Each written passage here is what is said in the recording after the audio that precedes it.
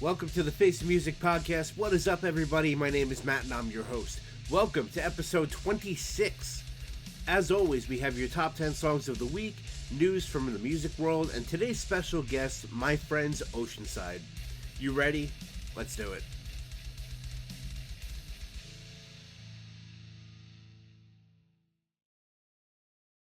Welcome to the Face of Music podcast. What is up, everybody? How y'all doing? I hope you had an amazing week. I am so sorry for the late upload with last week's episode.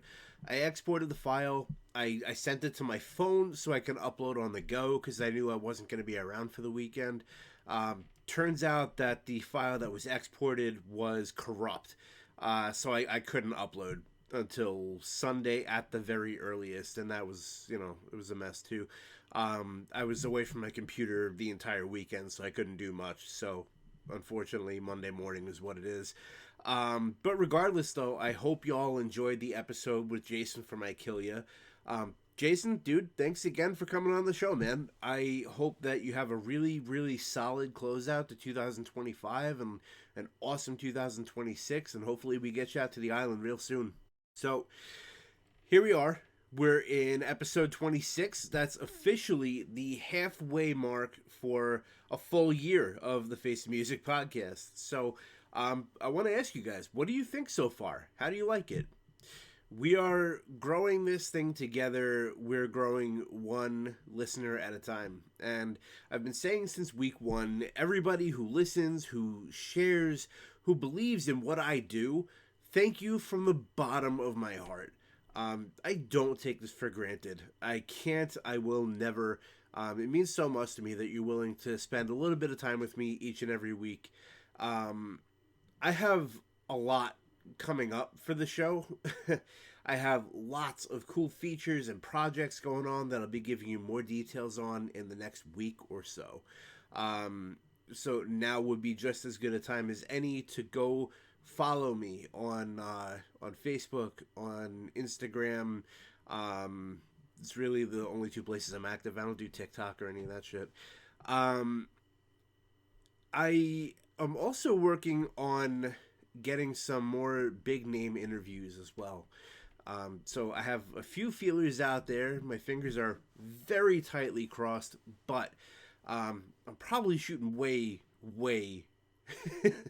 way over than where I actually should be. But hey, man, you miss 100% of the shots that you never take. I believe the great Michael Scott said that. If you have someone that you want to see on the show, reach out to me and let me know who they are and let me know, I mean, I'm sure it's going to be someone that I'm familiar with already, but I'll see what I could do. I'll try my best to get them on the show. I'll try to pull something off. But other than that, I have interviews booked well into October right now, which is super cool. I have a lot of really cool conversations headed your way. So make sure that you spread the word about the show. I work extremely hard every week to make sure you guys always have new bands to listen to, that newer bands have an outlet to get their music heard. I'm doing my part here, and I'm calling all of you to task to do yours as well. So share it up, tag me in your socials when you do, and I'll give everybody a shout out. Today, guys, we have the pop punk band Oceanside in the house. Incredibly fun, so funny. I loved every second that I spent with these guys last week. Um, I love getting to know them. They played MGR Fest back in July, and they were just so good. Their whole live show is just a fun hang, and they're all about positivity. I also have some exciting news involving them coming out pretty soon. So, like I said, just keep your eyes on the Face the Music podcast socials during this next week for that announcement. Now, if you are interested in coming on the show, hit me up and let's put something together. As I just said a moment ago, I am booking into October now, so do not wait to contact me for an interview. Within the next couple weeks, I'm going to be booking into November, and then before we know it, into December, and the year's going to be done. Just like that. Just as fast as we started. This year's already kind of almost over. December will be a very busy month for me. I am going to be taking less interviews that month due to what will be a very hectic schedule for me.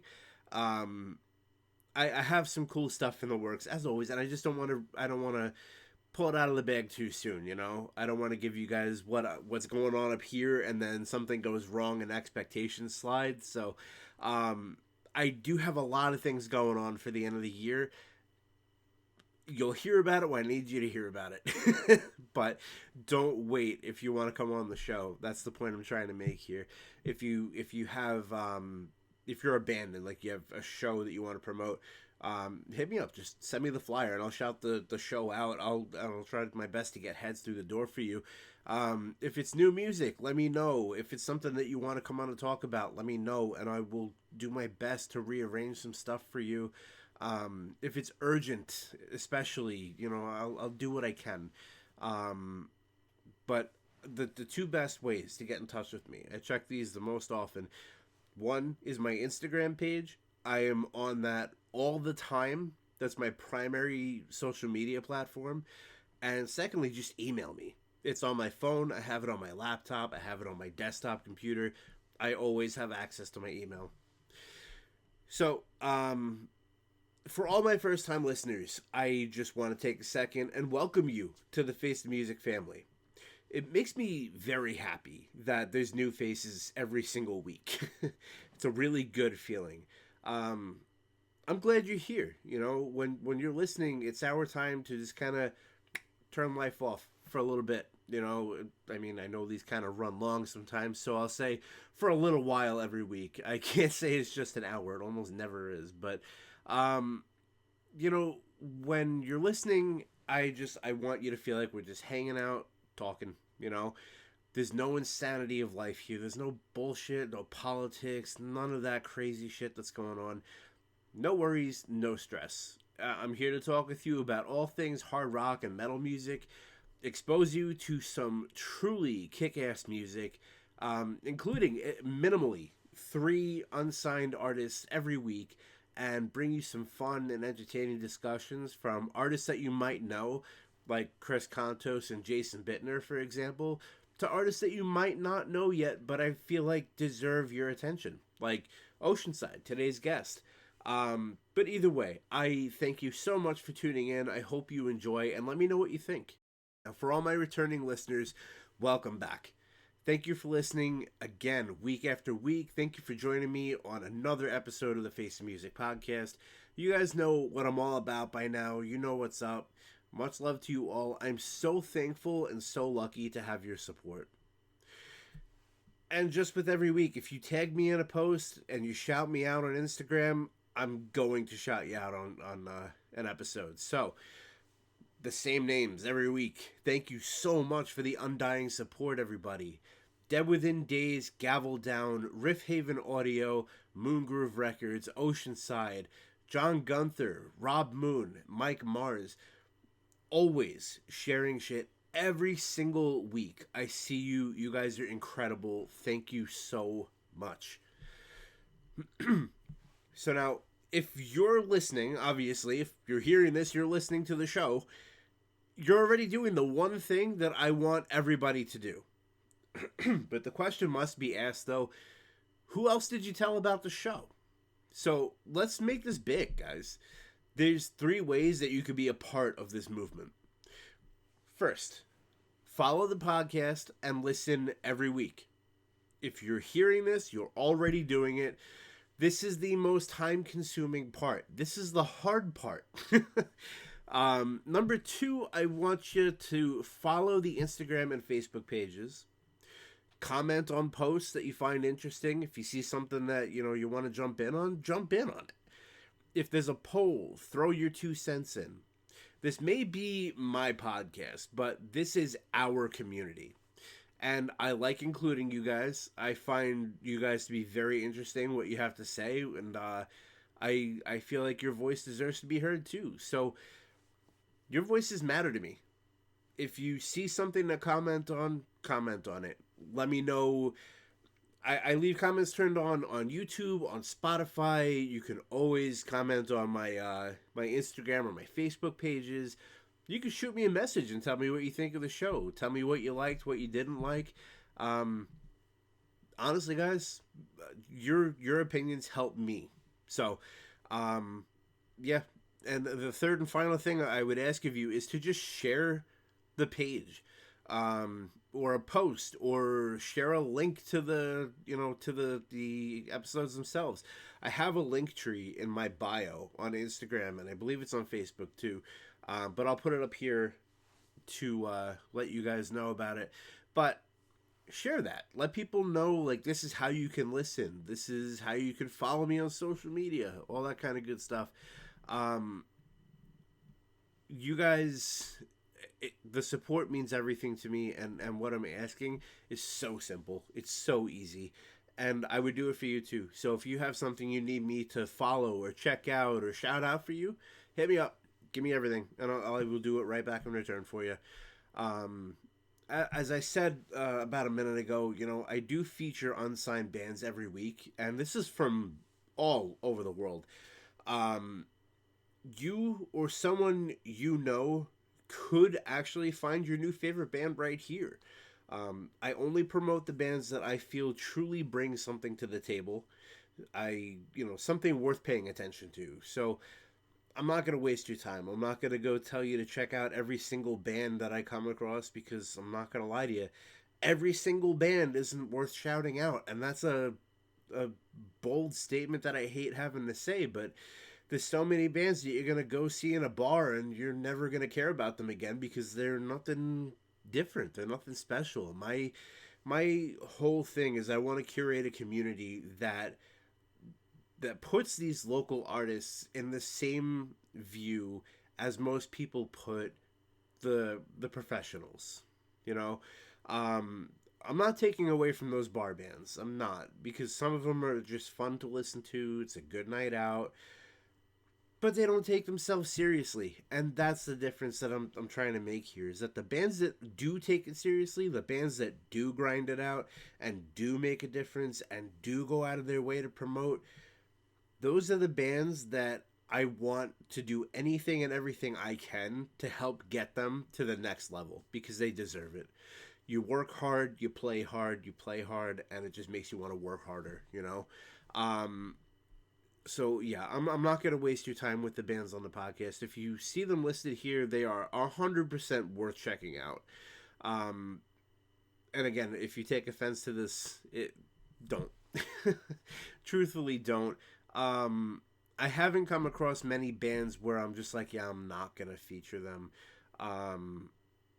or I won't give them a shout out or something. It's rare to come across bands that truly don't give a shit that much, where it's like, you're not worth the investment. But hey, if you feel like this is targeted at you, practice your instruments, write better songs, get out there and show the world what you're fucking made of. That's what this music scene's about. That's what any music scene's about. You have to stand out among the rest. You can't go do the same exact thing that everyone else is doing and expect to be the dime a dozen that gets picked, I don't mean to sound harsh. I've played in bands my entire life. I know what it's like to to need to be better, to have people walk out on your set to play to an empty room. Like, if you've never been there, you gotta be there. You have to be in that position. It sucks and it hurts and it makes you want to quit music and sell your gear and never look at it again. But that's your learning experience. That's where it all comes from. You need to grow from that. So if you're in that boat right now, if you can't draw a crowd so well, if you're watching people walk out of your set, if people are coming in halfway through because they're outside smoking, like, do what you can to make yourself a show.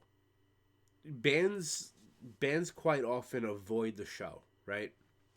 They they play music and they try to sound good, and unfortunately it's not good enough. People don't want to just stand around and listen, because if they're doing that, they might as well just go stream your shit on Spotify instead of coming out to see you. Make it a show for them. Make it a presentation. Make it fun. Show them, like, I am not a bar band. I'm not this band that you're going to see open the show at 6 p.m. And I'm not the band that you're going to want to skip because you got out of work late. You want to make sure that the people coming to see you play are the ones asking to leave early to make sure they're there to see you on time. Being the opening band is a really good spot, by the way. Don't let that take away from how you perform or how many people you perform to. But always make sure that you're trying to be better than the show you just played. And if you're seeing a negative swing, it's not on the crowd. You have to self-reflect. You have to grow. Again, not to sound harsh, but I am sincerely, in my heart of hearts, trying to help the people who are maybe getting offended by this. This is for you. I am not going to come out and say, hey, you suck, do better. But I am going to say, like, if you're self-reflecting, you're probably self-reflecting for a reason. So I'm not going to run in circles with it, guys. I want everyone to succeed. I want every single person I meet to have a career in whatever they want. If that's music, I want you to have that career in music. If it's fucking architecture, I want you to have a career in architecture. But you have to be the best at what you do. And there's no reason not to be. All right, guys, so we got a really fun show today. So if you're ready, let's jump right into our top 10. You guys know the drill by now. If you're new, I'll explain it real quick. YouTube doesn't let you upload music, okay?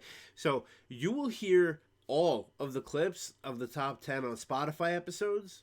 Spotify's got no beef with me uploading music as a part of this. However, YouTube won't. YouTube, if they detect anything under licensing, they flag it and they will take it down. And just to avoid that bullshit, I don't include the clips of the songs on YouTube, unfortunately. Until YouTube decides to revamp how they do licensing, and until these, I'll be nice, these labels decide to restructure what gets flagged and what they're going to accuse as copyright claim, I'm not going to be putting the clips on YouTube. But everything will be on Spotify. So, I also, every week, I grow a playlist of every song that you hear on the Face Music podcast. That's also on Spotify.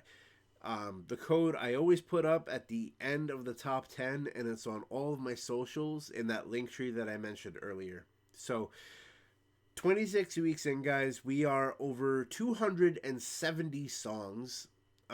We're close to 20 hours of music, from artists you know to artists that you don't, but like I said, should definitely check out, and they deserve your attention. So without further ado, it is time to get started on this week's top 10.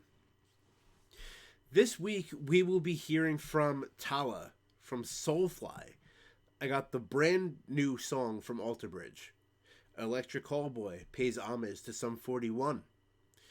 We have Cytokine, Electrocutioner, She Hates Me Not.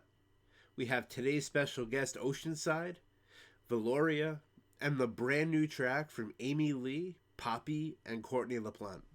Kicking things off at number 10 today, out of Providence, Rhode Island, we have the band Valoria. The band identifies themselves as relentless metalcore infused with late 2000s emo and jazzy vocals. Valora is a band I would consider to be newer, having only just started releasing music within the last, I think, 3 years. I think their first release was 2022. But they're already making tons of moves. They're a band who is not signed, but some of their releases do have backing from indie label Wave Records, but they don't function as a band with label support. So everything they do is independent. They fund their own tours. They really grind it out. Um, the grind is a grind, but unfortunately, but but these guys will get where they need to be. They have a great sound, and I think the future is very bright for these guys. Kicking things off this week is Valoria with Find a Way.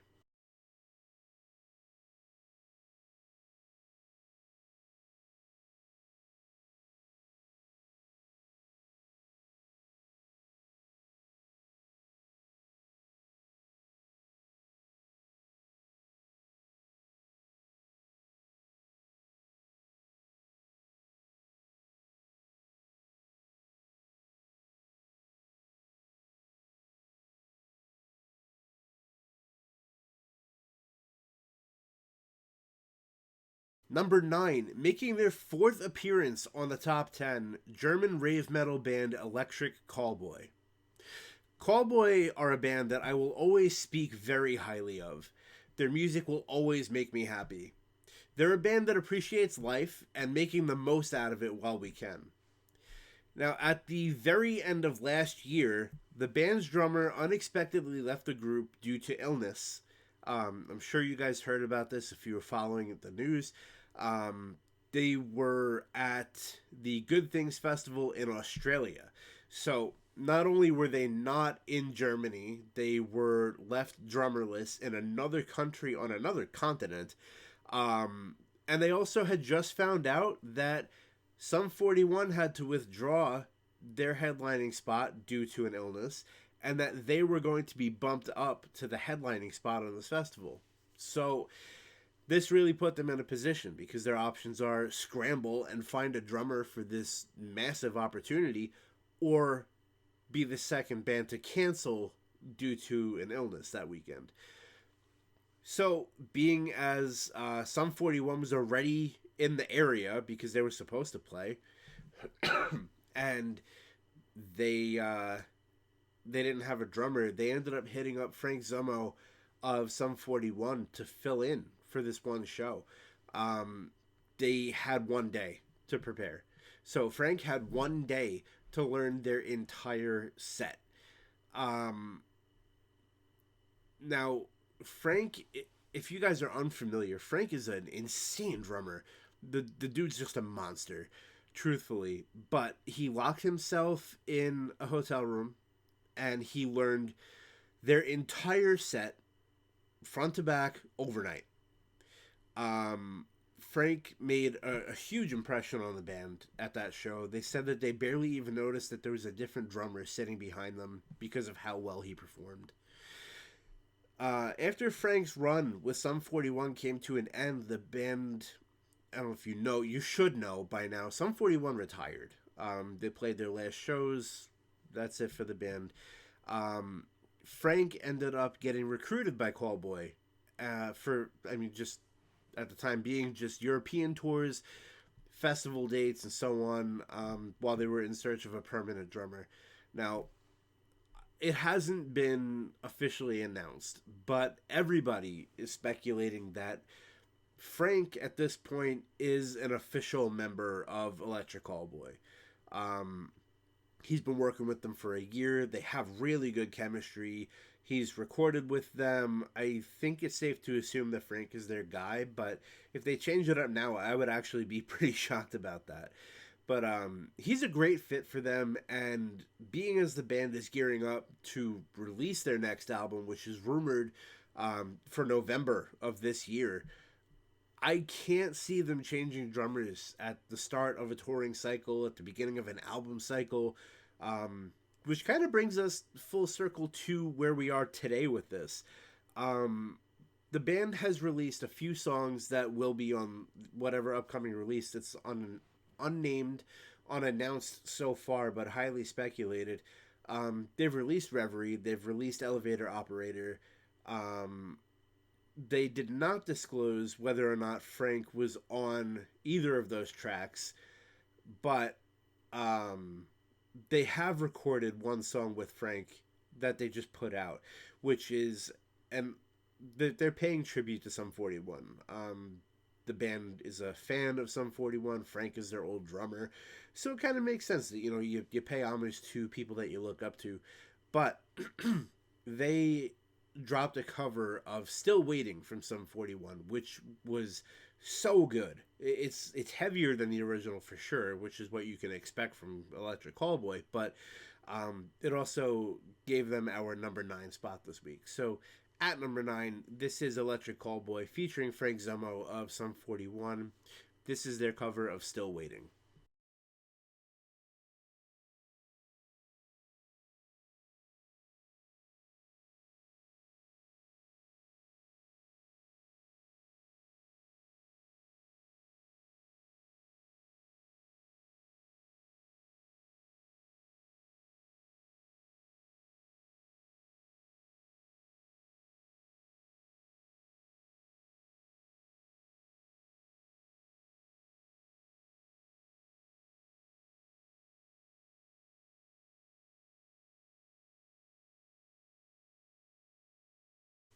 Number 8 this week, we have the band She Hates Me Not. This Tulsa, Oklahoma thrash band is here to say something. These guys do not fuck around one bit. They have an amazing sound to them. It's very old school thrash meets new school groove. Um, the band formed in 2022. They have already released a full length and 7 singles. For a band that's only been around for a little over 3 years, they're making big moves. Just to key you guys in, too, when I find bands for the top tens, I am usually using either like a 6 degrees of separation method where I'll find one band that I featured on the show and find a show flyer from a show they played, and then look up the other bands that are on there and see if I can get out of their home state with it and see how far that takes me. I really kind of dig myself down a rabbit hole a little bit, but you know, it's a fun way to hear a lot of music. It's work because it's a ton of fucking research, but it's very gratifying. You get to hear the other bands that these bands play with, that maybe they've toured with, that maybe they're friends with. So it's cool to hear that, to see that link and to hear who they're playing with. But then on the other side of things, I will once in a while, kind of Google some venues from around the country, see like what state has the best metal venues and who's playing there, and I'll check the calendar and stuff. Um, so yesterday, I was doing this, trying to create today's top 10. Um, I was on the site for the Whiskey A Go Go in Cali, and I saw that Prong was playing there. So now Prong is cool. I enjoy Prong. My friend Tyler is their drummer. I'm always kind of curious to who they're playing with, to the bands that they get exposed to, because they just went over to Europe. They had a very, very successful European run, and they toured half of it with Escuela Grind, which is a band that I've heard of, but I never paid attention. But I started checking it out, and they're fucking awesome. But with this, I saw that Prong will be playing at the Whiskey in October. And the first band on that bill is She Hates Me Not. And I decided, like, hey, you know what? Let me check them out. Let me see what's going on. Prong usually has some pretty good thrash bands, or pretty good like metal bands in general, playing with them. As soon as I hit play, I was so hyped, and this band really, they blew me away from the opening notes. They're going to be such an amazing opener for that show. The crowd will be so receptive to them. They sound like 1983 Slayer, but slightly heavier. So if you mix like that era of Slayer with a little bit more of a modern tone, a modern sound and production to it, they're gonna crush, man. Hopefully, that show gets them the exposure that they deserve. They're a band traveling from Oklahoma, so it should be worth it for them. But um, if you are from that area, if you're from California, and you're going to be in that area around October 2nd, go to the whiskey, check out Prong, and support them and Tyler, but also support the other bands on the bill as well. And definitely make sure that your asses are through the doors when She Hates Me Not kicks it off.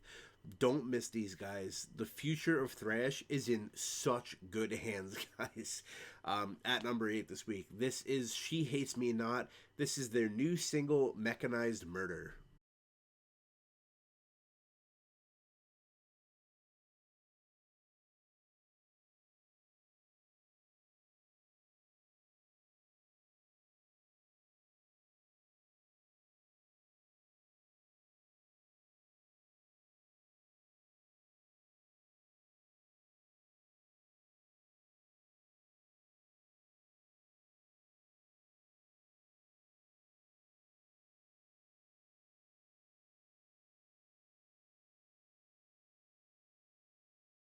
Number 7, we have today's special guests, Oceanside. Now, I got a lot of love for these guys and gal. They are so fun. They're great people. They have such an appreciation for music and for life itself. They're a very unique band in their origins and their story. I don't want to really say too much because you're going to learn a lot about them in just a little bit. They're a band that has such a unique perspective, and their positivity is infectious, truthfully. You're going to love the interview, and that's all I can really say for now. But this band really, they just remind me of growing up in the 90s. They have a very nostalgic sound. It's like that skate punk style, but also very contemporary. I love it. I thoroughly enjoy their music. Their live show is even better than what you hear on record. They just create and carry good vibes. Our number 7 song this week, this is Oceanside with Outer Frame.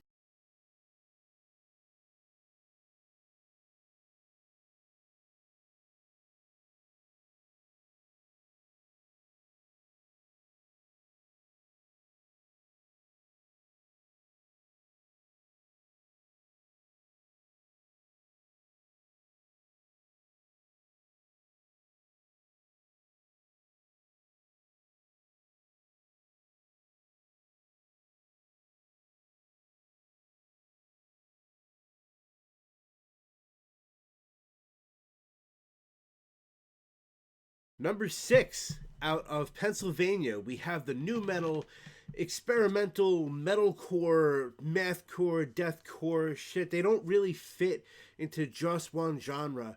I'm talking about the band Tala. Tala is fronted by one of the best vocalists in the fucking game, Justin Bonnets. A lot of people, you may recognize him from his YouTube channel, Hungry Lights. He was also on Musicians Mansion with Jared Dines. He's been very involved in like the YouTube community.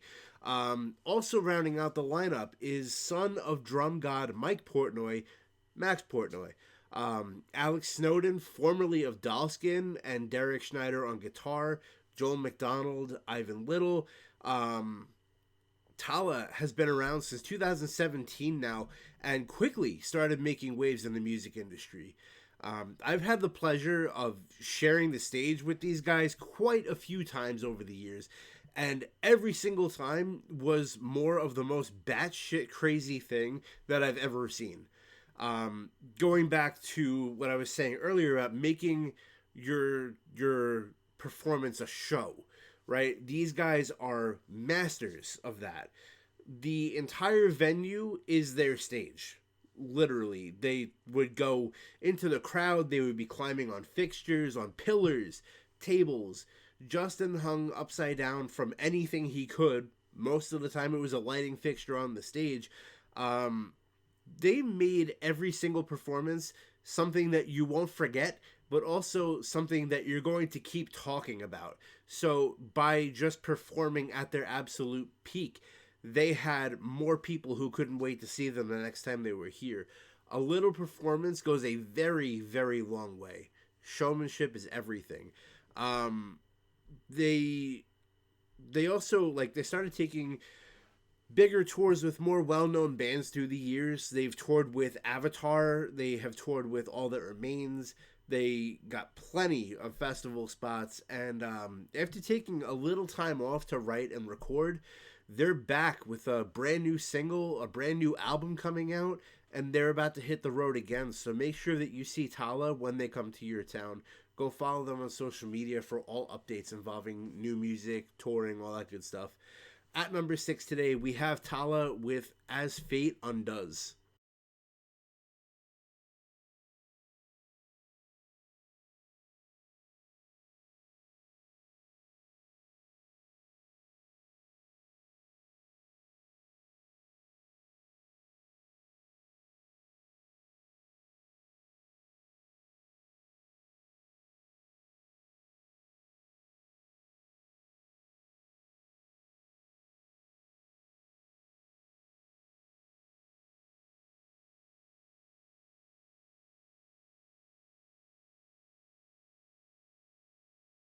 Number 5, we have New York thrash band Electrocutioner.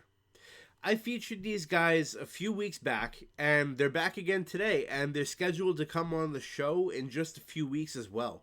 So that's going to be a lot of fun hanging out with the guys. But today is a momentous occasion for this band. Today, September 5th, 2025, is officially release day for their brand new album, Harbinger. Congrats to Electrocutioner on this release. Guys, let's do everything we can to make sure this album soars for these dudes. They deserve it.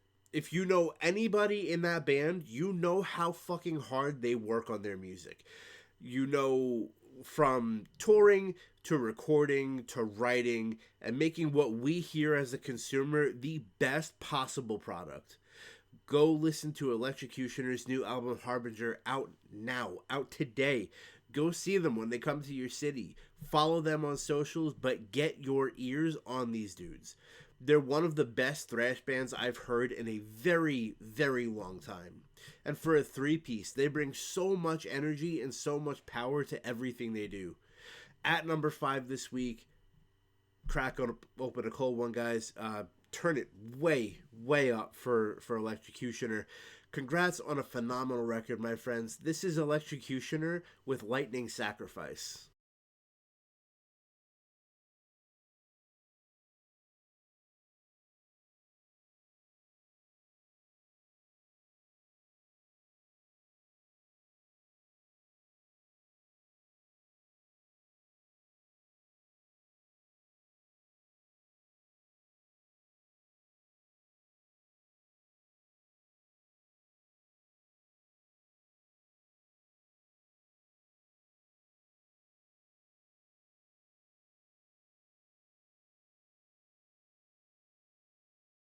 Number 4 out of New Hampshire, making their second appearance on a top 10, we have the band Cytokine. I featured these guys a few months back, and I felt like it was a good time to throw another song back from the Dadcore band onto the top 10. I love these guys. Their sound is so raw. They're so heavy. They groove. They're so much fun to listen to. They're the kind of metal where you are going to be nodding your head, but it's also the same kind of music that you could just have on and enjoy and appreciate. But also great background music too. If you're playing a video game or working, writing a podcast, they're a fantastic band. I hope these guys make the trip down to New York again sometime soon. And funny tie-in also, next week you'll hear more about this, but Dan from the band Summergrave is actually the band's producer, mixing engineer. Um, I have an interview coming up next week with Summergrave, so you'll hear all about that then. But shout out to Dan, and awesome work, my friend. At number 4 this week, this is Cytokine with Commercial Street.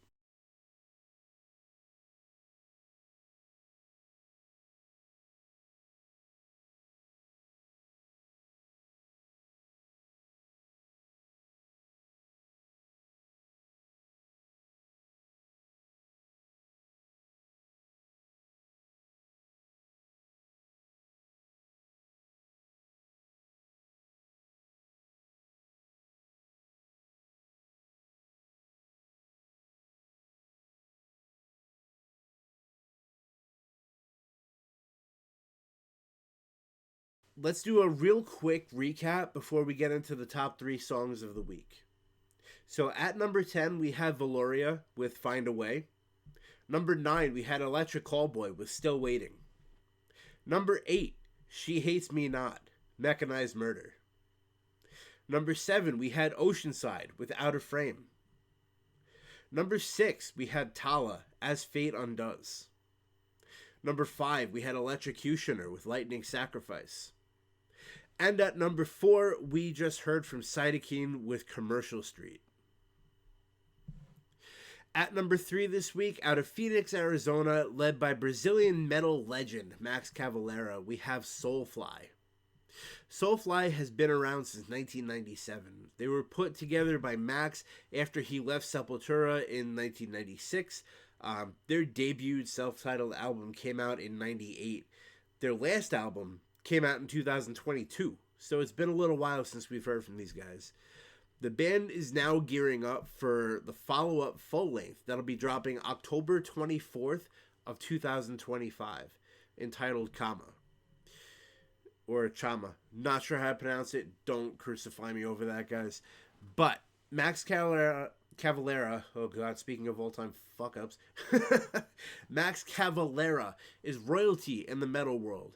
Every band he's in is successful, whether it be Soulfly or Cavalera Conspiracy, Sepultura, Killer Be Killed. This dude's legacy is going to outlive him. Soulfly are back. They are pissed off and heavier than ever. This is the first song off of their new upcoming album, Chama. I will look up the pronunciation, I promise, by the time the album comes out. Due out October 24th. This is the brand new single, Storm the Gates.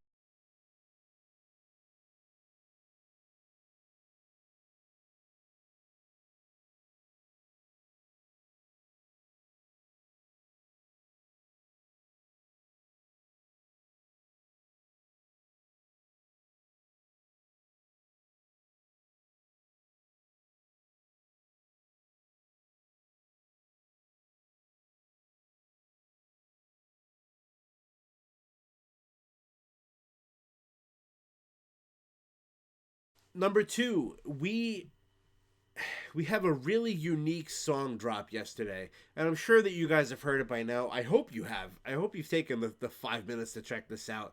But it is featuring 3 ladies who are all held in extremely high regard in the metal world. First of all, we have Amy Lee of Evanescence. And then we have Poppy, who she's been around for a decent amount of time now, but she's really only in the past few years really found her footing in the metal genre. And then we have the Queen from Spirit Box, Miss Courtney LaPlante.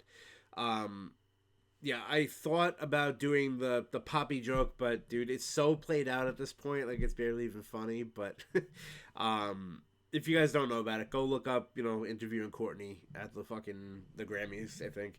But regardless, they did a track together that they were teasing for a little over a week now. And yesterday afternoon, it finally dropped. So I'm not a big Poppy fan. I will admit that to you guys straight out. She's never really been my thing. And I truly don't like her screams. But she's a good singer. I will give credit where credit is due. She can pull it off. However, Poppy sounded great. This song was fantastic. Amy sounded as good as she did when Fallen came out, and Courtney never disappoints. The song is heavy. It's really melodic. The video was fantastic and shot so well. Like, every part of it just worked. The blend of these 3 pretty different styles also works together so well that I really hope there's a follow-up EP in the works here. I hope you all love this song as much as I do. At the number 2 spot this week, we have Amy Lee of Evanescence, from Spirit Box, Courtney LaPlante, and Poppy. This is End of You.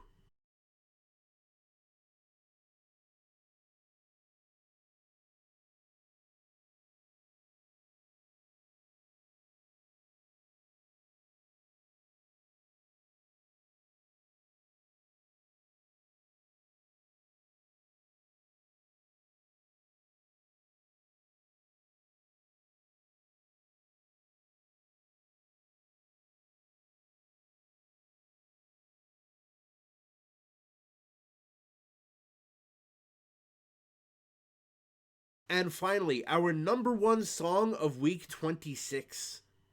This song dropped 2 days ago now. I'm so excited that this band is back. The band is Alter Bridge.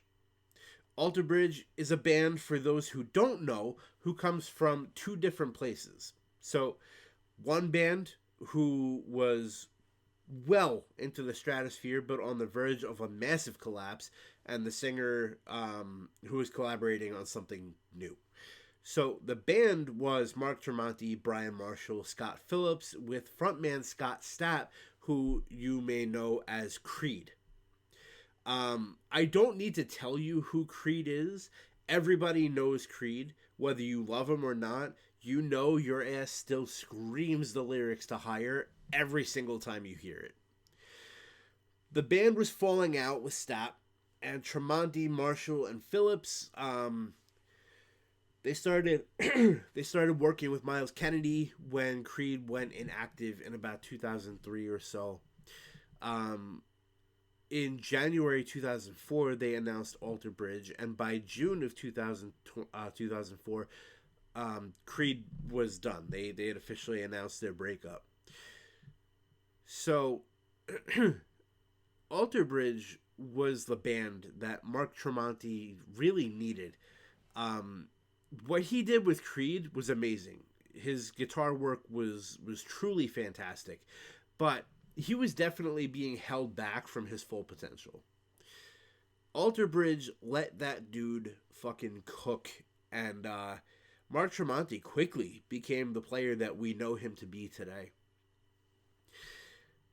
Alter Bridge put out their debut album in 2004, which had one of the band's biggest hits on it, arguably their indefinite biggest hit. Um, my WWE fans, we all know this as Edge's entrance theme too. The song is called Metalingus. 21 years later now, the song is still incredible. Alter Bridge stayed consistent for a bit. Miles Kennedy would eventually launch a side project with Slash called Slash, featuring Miles Kennedy and the Conspirators. Um, Mark Tremonti eventually launched his solo band entitled Tremonti, and when the two side projects weren't working, Alter Bridge was. So 2 years ago now, I think Creed launched a reunion. They started doing one-off shows, and that turned into a full-scale arena tour. They just did amphitheaters this past summer, and now the band is back in full swing. But during downtime, a new Alter Bridge record was written, recorded. Finally, we're getting some new music from these guys. I'm so excited for it. The new album is going to be self-titled, and that actually comes out January 9th of next year. So January 9th, 2026, we will be starting the year off with brand new Alter Bridge. For today, though, they absolutely deserve the number one spot this week. This song is so good. Enjoy, my friends. This is Alter Bridge with the brand new single off their upcoming self-titled album. This is Silent Divide.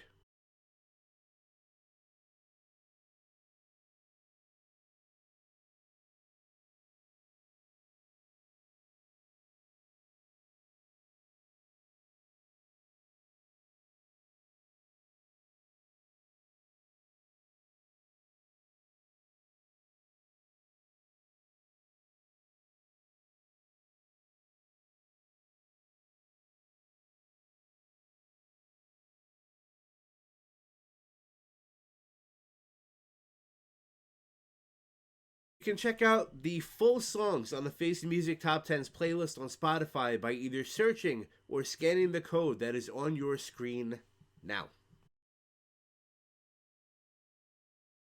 My apologies for the absolutely shitty video quality that's happening right now. This has just been a Murphy's Law kind of episode. I apologize. This is this is not normal. Um, as I'm recording, my fucking phone storage tells me that I'm out of storage. My ring light fucking breaks and falls over. Dude, this sucks. But you know what? Let's just make the best of it here. So, um I'm gonna jump in real quick. I want to talk about live music. Okay, so um, real quick, I feature a lot of bands on here, guys, and I make sure that every single one of them is active before I add them to the list too. But I really and truly don't have time to go hunting down bands' flyers to tell you every move they make. I would love to. I just don't have the kind of time to. So it's much easier for me if bands just shoot me a DM or an email if you have a show coming up. I don't care what part of the country or world that you live in. Um, I've said it so many times, guys. I live on Long Island, but this is bigger than this 118-mile long stretch of land. No matter where you are, tell me. I will be more than happy to shout your show out, help promote it, get some heads through the door for you, and share the page when you're featured and expose your fans to what this podcast is all about. There's been such an increase in people asking for local, unsigned, independent artists lately. Let's take advantage of that. For every unsigned band listening to this right now, share it. Your music, if it hasn't been featured, it will be featured. Um, but do your part too. I'm doing a lot. And I'm not bragging about it, but I am saying I can only do so much. So, um, now shows, I only have a couple, and they're both, Long Island shows. Because as I said, I just don't have the time to go hunting for shows on top of everything else. Um, I currently have a very special show in the works. You will hear about that next week. A full announcement, I should say, next week. There will be things posted to my Instagram throughout this week, so keep your eyes on my page for some fun stuff.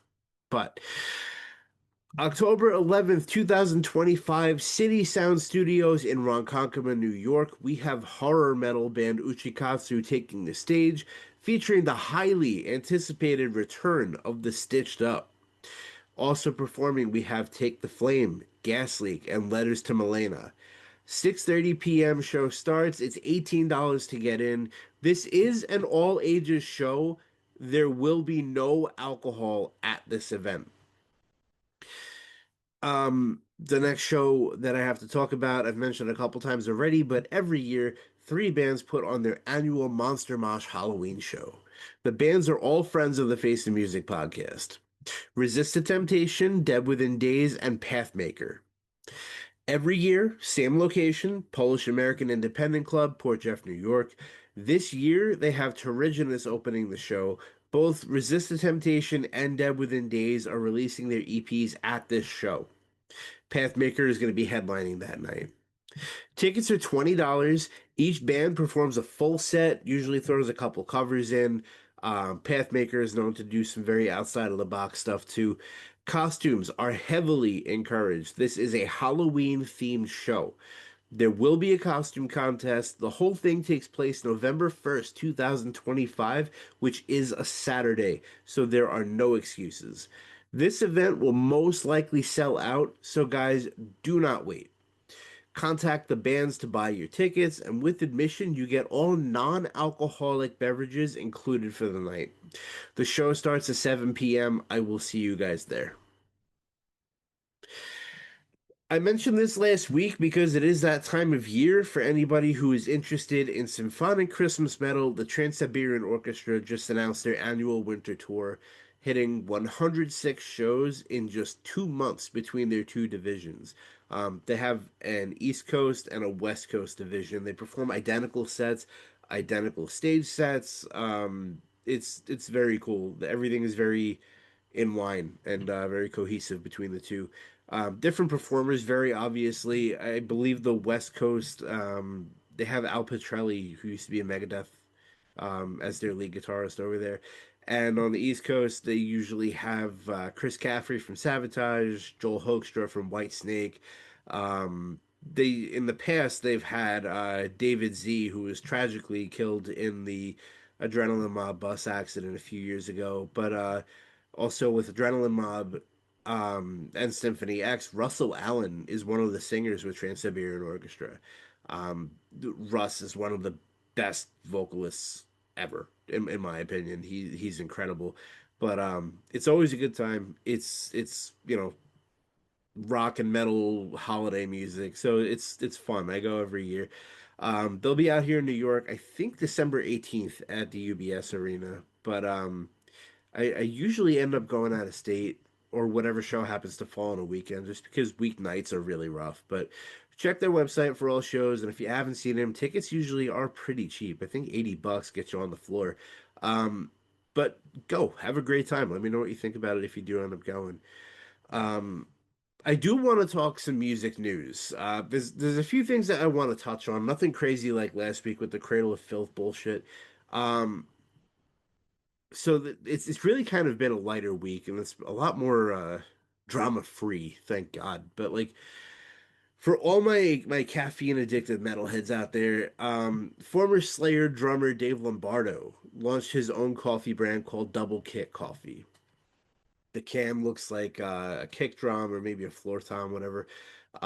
It costs roughly $22 for an 8 ounce tin, which is a little pricey. I'm not gonna lie to you, but it's a collector's item. It sounds good though. The description says that it is chocolatey with hints of brown sugar and citrus, dairy free, gluten free, nut free, vegan. You could buy it either whole bean or ground. Um, I am not in the market for an expensive ass bag of coffee, so I'll be passing on that. So if you try it, let me know how it is. Um, Next thing, Rudy Sarzo, Brad Gillis, and Tommy Aldridge all got together for a cover of "The Real Me" by The Who, which that's one of my favorite songs by the band, and it will most likely end up on a top 10 at some point. Now, according to Tony Campos, Static X are considering heading back into the studio with Edsel Dope to begin writing some new Static X material. Um, I know this is going to piss some people off, for sure. But at the same time, we have seen how this band has handled Wayne's death. They've been extremely respectful to his memory. Edsel has been doing a great job with his performance. I don't think new music would really be a bad thing at all. I actually really look forward to this. Lastly, I want to mention the MTV Video Music Awards. Yeah, I did just say that on a rock and metal podcast, but they booked a tribute to Ozzy for this year's show. So as of right now, they have Steven Tyler and Joe Perry from Aerosmith, and they also brought on the absolute superstar from the Back to the Beginning show, the just guitar legend that is Nuno Bettencourt. And hopefully you've known who Nuno is before the Back to the Beginning show, but a lot more people found out about this guy afterwards. And as much of a crime as that is to not know who he is, I'm glad you do now because the man is a god on a guitar. Um, but they are going to be paying tribute to the legendary metalhead. Um, for the first time in God knows how long, I may actually tune into the VMAs, but that goes down this Sunday, September 7th. So if you do tune in, let me know what you think, and let's talk about it for next week. Um, I didn't have much else in music news, so that's gonna wrap that up.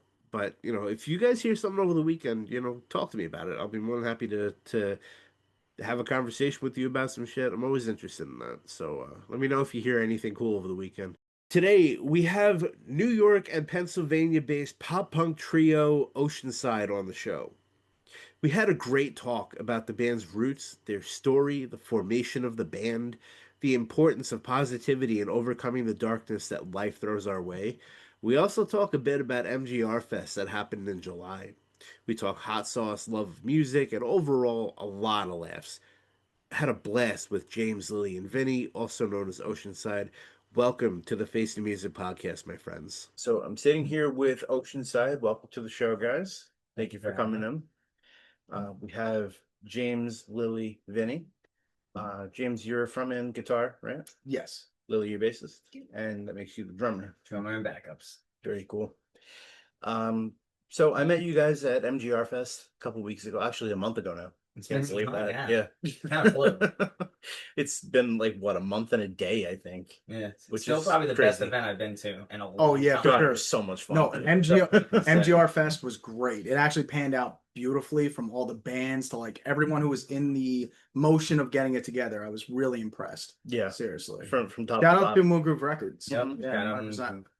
just sitting back at the what's it called, the merch table when we were. I don't know if you were there, but me, you, and Nadine were there, and I remember just watching one band, and I saw them end, and to see the entire crowd shift over to the next stage. Yep. It was actually one of the fucking coolest things I ever. So I actually liked it better because you know how they inspired it off of Warped Tour, right? Yeah. Wasn't they saying that? Yeah, it's like a I mini actually Warped liked Tour. it better that it was only 2 stages. Yeah. I don't know. Maybe that sounds crazy. I know more the merrier, Well, it's kind but of all the way they staggered it. So like Yeah. you had the one band end and then you had the other band starting up or like just starting up or Mhm. whatever. And it was really cool because you just I thought had it was this. perfect. Yeah, It was perfect. I actually took note of the same thing you just said. When one band finished, the entire crowd migrated to the next stage. Didn't matter who was playing, what was going on. That's The what- whole crowd went. Mhm. I thought that was awesome. It was I thought that definitely was the really cool. coolest thing to see in just like a local community show. Yes. Probably one of the coolest things that I got to witness, got to be a part of. And Tom had the big schedule printed out too Yeah. on a big banner. I thought that was awesome. Yeah. The way that they worked and sculpted this it was so remnant of the way Warped Tour used to be before it became like this big production.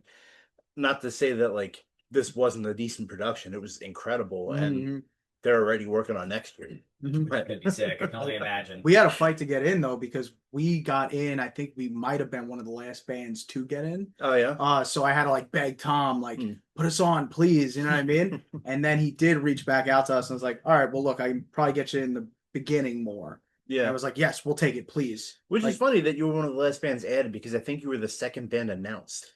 First or second band announced. possibly. I I know. think so too, actually. Yeah. Yeah, You guys were We really announced very early. Yeah. The second one indoors, like on the other side of Oh the, yeah. the second one. Yeah, I think they were just like, we're the worst bands. All right, Oceanside, put them in the front. We gotta build up. We gotta build up to the actual main event. You know what I mean? Because there were some great bands there, from Cheem to Pulses, Off Guard. I thought was really good. Path We Choose. Yeah. I saw your interview with them. Like that was really cool, right? Path We Choose. Absolutely. Pathmaker was awesome as well. I really liked Ringside Tonic. Ringside Tonic. The guitars, even the singing. It wasn't like crazy singing, but it was just They were vibey. They were they cool. just vibey. Yeah. I just thought they were a perfect rendition of music, to be honest. I loved listening to them. Yeah. Mhm. I really And the did. feel of the inside to the outside stages, like Yeah. With Sales Ahead was on the outside stage, and it was just super cool. As soon as they kicked it off and I was watching, I was like, this is sweet. You know what I mean? So I gotta be honest, it was hot, so I was very grateful we got to play inside. oh yeah, I can imagine how we feel out there. Sweaty. So you guys mentioned all these other bands and how well they were, but you didn't mention yourselves. You guys were awesome that Thank day. You crushed. That was my first time seeing you guys, as well as like a lot of the other bands that were on that bill. Every single band was just everyone brought their fucking game the whole time. Like it wasn't disappointing, I think, with anybody that entire day. Yeah, I agree. I was But you pretty guys had so satisfied. much fun. Like I had such a good time watching. We try to have fun. We try to have fun on stage. So that's why when it was first kicking off and I thought you had the hot sauce, I went up to Vinny. I was like, dude, we got to do something with this hot sauce. You know, so there's pictures of him posing with the hot sauce. You know what I mean? And it was really good, though. It definitely worked out as like a nice thing to put on. So shout out to you for putting the hot sauce out there. Yeah. Because I walked by and I was like, no Did way. you get that hot sauce back? Yeah. Oh yeah, no. I was looked like, at it later, like literally, like Benny was just like, going "Dude, through all we the didn't sauce. steal his hot sauce, did we?" I was like, no. Oh, Funny thing good. is, you gave me the hot sauce back, and it didn't last 5 minutes on the table. It didn't. Dude, That's great. No, I 'Cause thought that's the hot after sauce. I That's a gave collective. after I gave it back, I was like, I should have just bought it. And I was like, you know what? I'll buy it later. And I think I came up to you and I was like, hey, Yeah, it was how? cool. And you're like, nah, that sold out now. You know, Yeah. every year we should be hitting it MGR 2026. You know, I'm making a new one, like a new That's name, the goal. and Is to we'll do, promote it every single year. We'll be the band to do it. You know. We can That open it up was- and promote it too, just like last week. The one that just passed. That was such a slam dunk because as soon as you started talking about it, two guys came over like, "Yo, how's awesome?" Like, take one. Awesome. Here you go. I'm happy it worked. Yeah, we just try to like be friendly and like give Yeah. back in any way we can. So even when they were doing the festival, I was trying to get my hands in to like help. Yeah. So I was there like the night before helping set up and Oh, stuff that's like cool. that, or like trying to get stuff together. And then we backline the event. Like that was our kit and everything inside. Shout out to Ringside Tonic for the bass cabinet. Mhm. That guy brought in a sweet bass cabinet. It was really fun. Like someone was like, "Oh yeah, you guys are like backlining the inside stage, right?" And they were like, "Wow, that bass cabinet." I was like, "No, it's not ours." I was Can't like, take credit for "No, that. I can't take credit for that." You know, every time I was telling the bass player, I was like, every time they come up, they'd be like, "Dude, this. Thank you guys so much. This is a great bass cabinet." I'm like, "No, No, just the drums. yeah, just the drums, just the drums." Yeah, dude, that was such a collaborative community thing. And it was really cool to see how many people were just like pitching in, helping out. If you weren't playing, you were doing something else. Like the MGR crew really like they held it down for this one. Yeah, But then just the community around MGR. yeah, a lot of good guys. It was awesome. A lot of good guys that were all helping out, making things work. Yeah. And what you want to see, especially for like a festival, it's not like you're just running a show. I mean, if Right. you have a whole festival, it's like you're talking hours and hours of preparing and like getting things ready. And shout out to Sater, Yeah. Christian Sater, right? He was running sound inside. Amazing job. Sater was great. Yeah, they were back and forth a lot with sound that day. But I don't know if you guys knew about the Resist the Temptation situation. Yes. Yeah, I saw that happen. So You know what it was? Well, you give me your perspective. well, yeah, I was standing there watching them, and Mhm. then I just stopped hearing Sandy. I was like, Mhm. "What the fuck just happened?" I heard a pop, and I was like, "Where's her vote? Yeah, Where's her vocals?" you know what it was? A speaker blew. So Yeah. speaker blew, so they were trying to like real quick maneuver this while they were playing. And that was one of the most badass moments of that entire festival. Is Sandy just dropping the mic and singing? Yeah, without singing it, to the and you could crowd. still hear Yeah. all of the music. I was like, Mhm. this is awesome. Mhm. It's like it's such an unfortunate thing to have a speaker blow, but she recovered from that in the most amazing way possible. Oh yeah, So- you gotta make it work. You Oh, gotta yeah. make it work when you can make it work. and that's a mark of a true professional, because I don't know a lot of people that would just say, "Well, I'm going to sing over the band without a mic." Mhm. Girl's voice is so fucking powerful. It's crazy. Oh yeah, yeah. No, they were a good act. They were a really good act. Yeah, dude. I mean, it was just such a fun day. Mhm. You know, I can't wait to hear what they have going on for next year. I think Tom's trying to make some serious moves. Yeah. You probably saw how well it worked out this time. Oh, You dude, can only he go was up. so happy. Every time I saw him, I got a hug and a just the happiest I've ever seen Tom. Yeah. Mhm. But yeah, dude, that was awesome. And no, have you guys done anything since? Any shows since? No, No, still we got one nonsense. coming up though, September 12th in Manhattan. Oh, cool. Yeah, so That's- we got I don't know the club name, I Manhattan. forget. The Delancey. Yeah, we got okay. the Delancey, and then after that, I forget the next one, but it's again in Manhattan. Trying to branch out a little bit off the island, you know what I mean? Because you play to your same audience after a while, you know what I mean? Yeah. Our two fans, which are His our parents. friends. Yeah, our two fans, which are our two friends that we make also feel really bad if they don't go to our shows. Like they're really getting a ringer. They're like, dude, it's 7 shows. You guys are playing the same songs. Like, you know what I mean? When are you gonna do something different? You know what I Right. mean? And it's like, we have been doing something different. You know what I mean? I was gonna say, your parents go to your shows? No, my mother's very supportive though. Actually, my mother will come out. She's like, "Oh, Jimmy, it's doing so good." You know, it's better, I guess, than if we were playing metal and I was like, "Wake the fuck up!" Yeah. You know what I mean? Yo, Been there. open up this fucking pit, motherfuckers! And my mom's like throwing around, and my grandma's throwing O's in the pit. Your mom's you know what I mean? fucking picking up changes. Yeah, yeah, What's funny actually. is when I was in that era of my life, being in the metal bands, that's when my parents were going to shows. And now they're like, "All right, Vinny, we're over. We don't want to see you play anymore." You know what I mean? Dude, I've only been in hard rock and metal bands. So like the shows that my parents did come out to, it was nice to see them there because I know they didn't want Yeah, to be there. yeah. I know it's not their kind of music. And they would always just stand in the back and watch and then tell me, "All right, well, we're gonna go." I'm like, "Yeah, I got You it." did a good job, Matthew. Very good. Thanks, But man. definitely surprised you stayed, but Uh-huh. I'll leave you some leftovers in the fridge when you get back. that was good. Yeah, that's exactly it. Yeah, my I did the whole family and friends thing for a bit when I was playing, and doesn't always work. No, It's it doesn't. kind of like You see them standing in the back when you're playing, and it's just like, I shouldn't have asked them to be here. Yeah. They're not Although, having I gotta fun. say, my grandfather used to go to our shows like when I was younger and like high school and stuff, and he loved going to the shows. Yeah. Because we would have all the mosh pits, and he used to love just sitting there and watching. He'd be like, "Whoa, hey," you know? And I'd be like, "Yo, what the fuck is up?" And he's like, you know, that's my grandson up there. You know, so my grandfather was actually really cool about it. He loved That's going to the awesome. old shows and stuff. My mom, I think, doesn't actually understand that mosh pits are real. You gotta elaborate on that. I need to know a little bit more about that. I was showing her a video a couple of years ago from Metallica because I wanted to go see them in MetLife, and I said like this was where we were on the floor. And she's like, people actually do that. I'm like, yeah, it's a real Yeah, thing. it's a thing. Yeah. Yeah, it's part That's of the my culture. girlfriend's family. Like, When I show them mosh pits or something. Yeah. Oh yeah. Just metal, because my girlfriend and her whole family, they like disco, pop. Yeah. So like I came into the picture, I'm like culture shock to them, you know? I brought Nadine out to a hardcore show Mhm. out in Brooklyn, and at the end of the set, I turned around and she's shaking, and she's like, "I'm terrified." On the drive home, though, she was like, "I kind of want to see that again." Who'd you see? I went to go see my buddy's band, Evil Ways, Mhm. and then all the other bands I couldn't tell you their name. I just went to support him. That was really. Have you heard of Evil Ways? The name sounds very familiar. Evil Ways is but- thick. Yeah. They're like a hardcore band. They're just recently formed, but Hmm. they're really tight. I'll Really have to tight. check them out. I definitely know the name. It sounds like something I've at least seen on a flyer or two. Mhm. Yeah.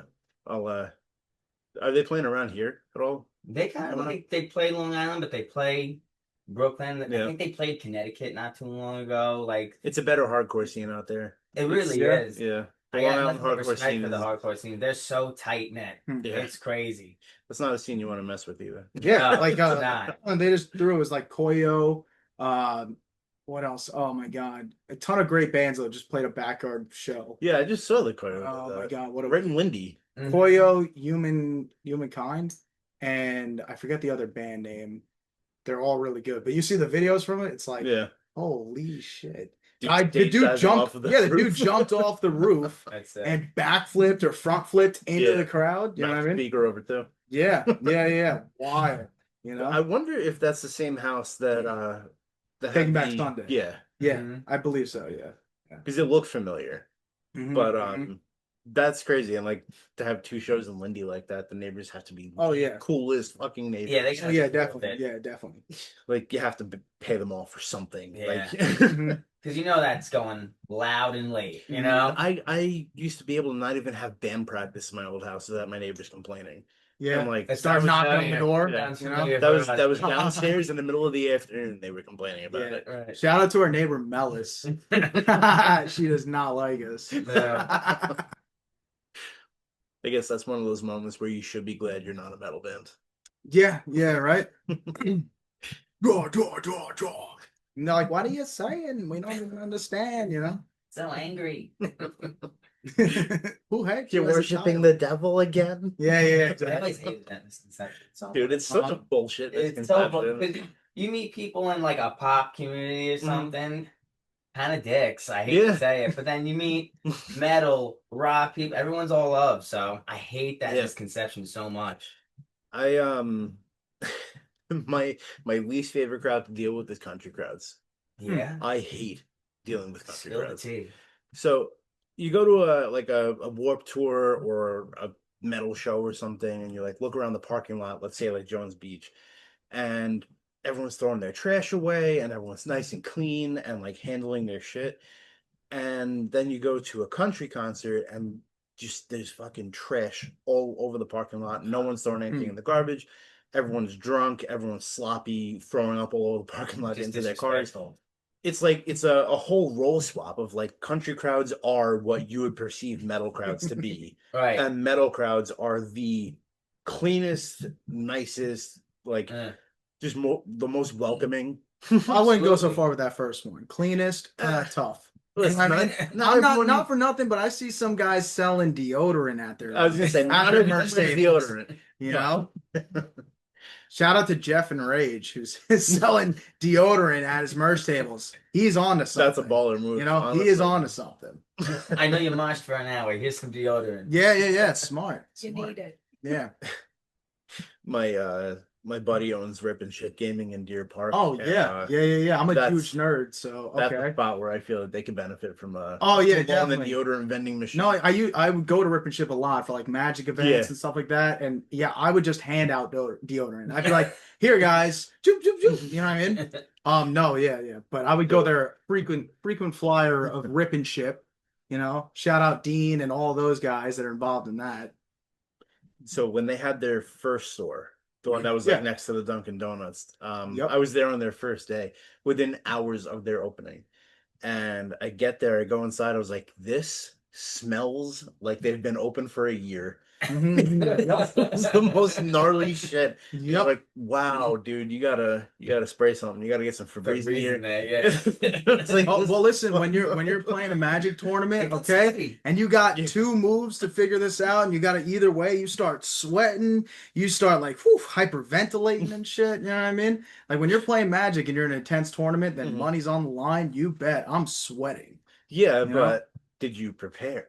Oh, of course, because I'm not a savage. I'm not an animal. Of course, I carried 2 things of deodorant, not 1, 2. You know, One for you and one for a friend. exactly.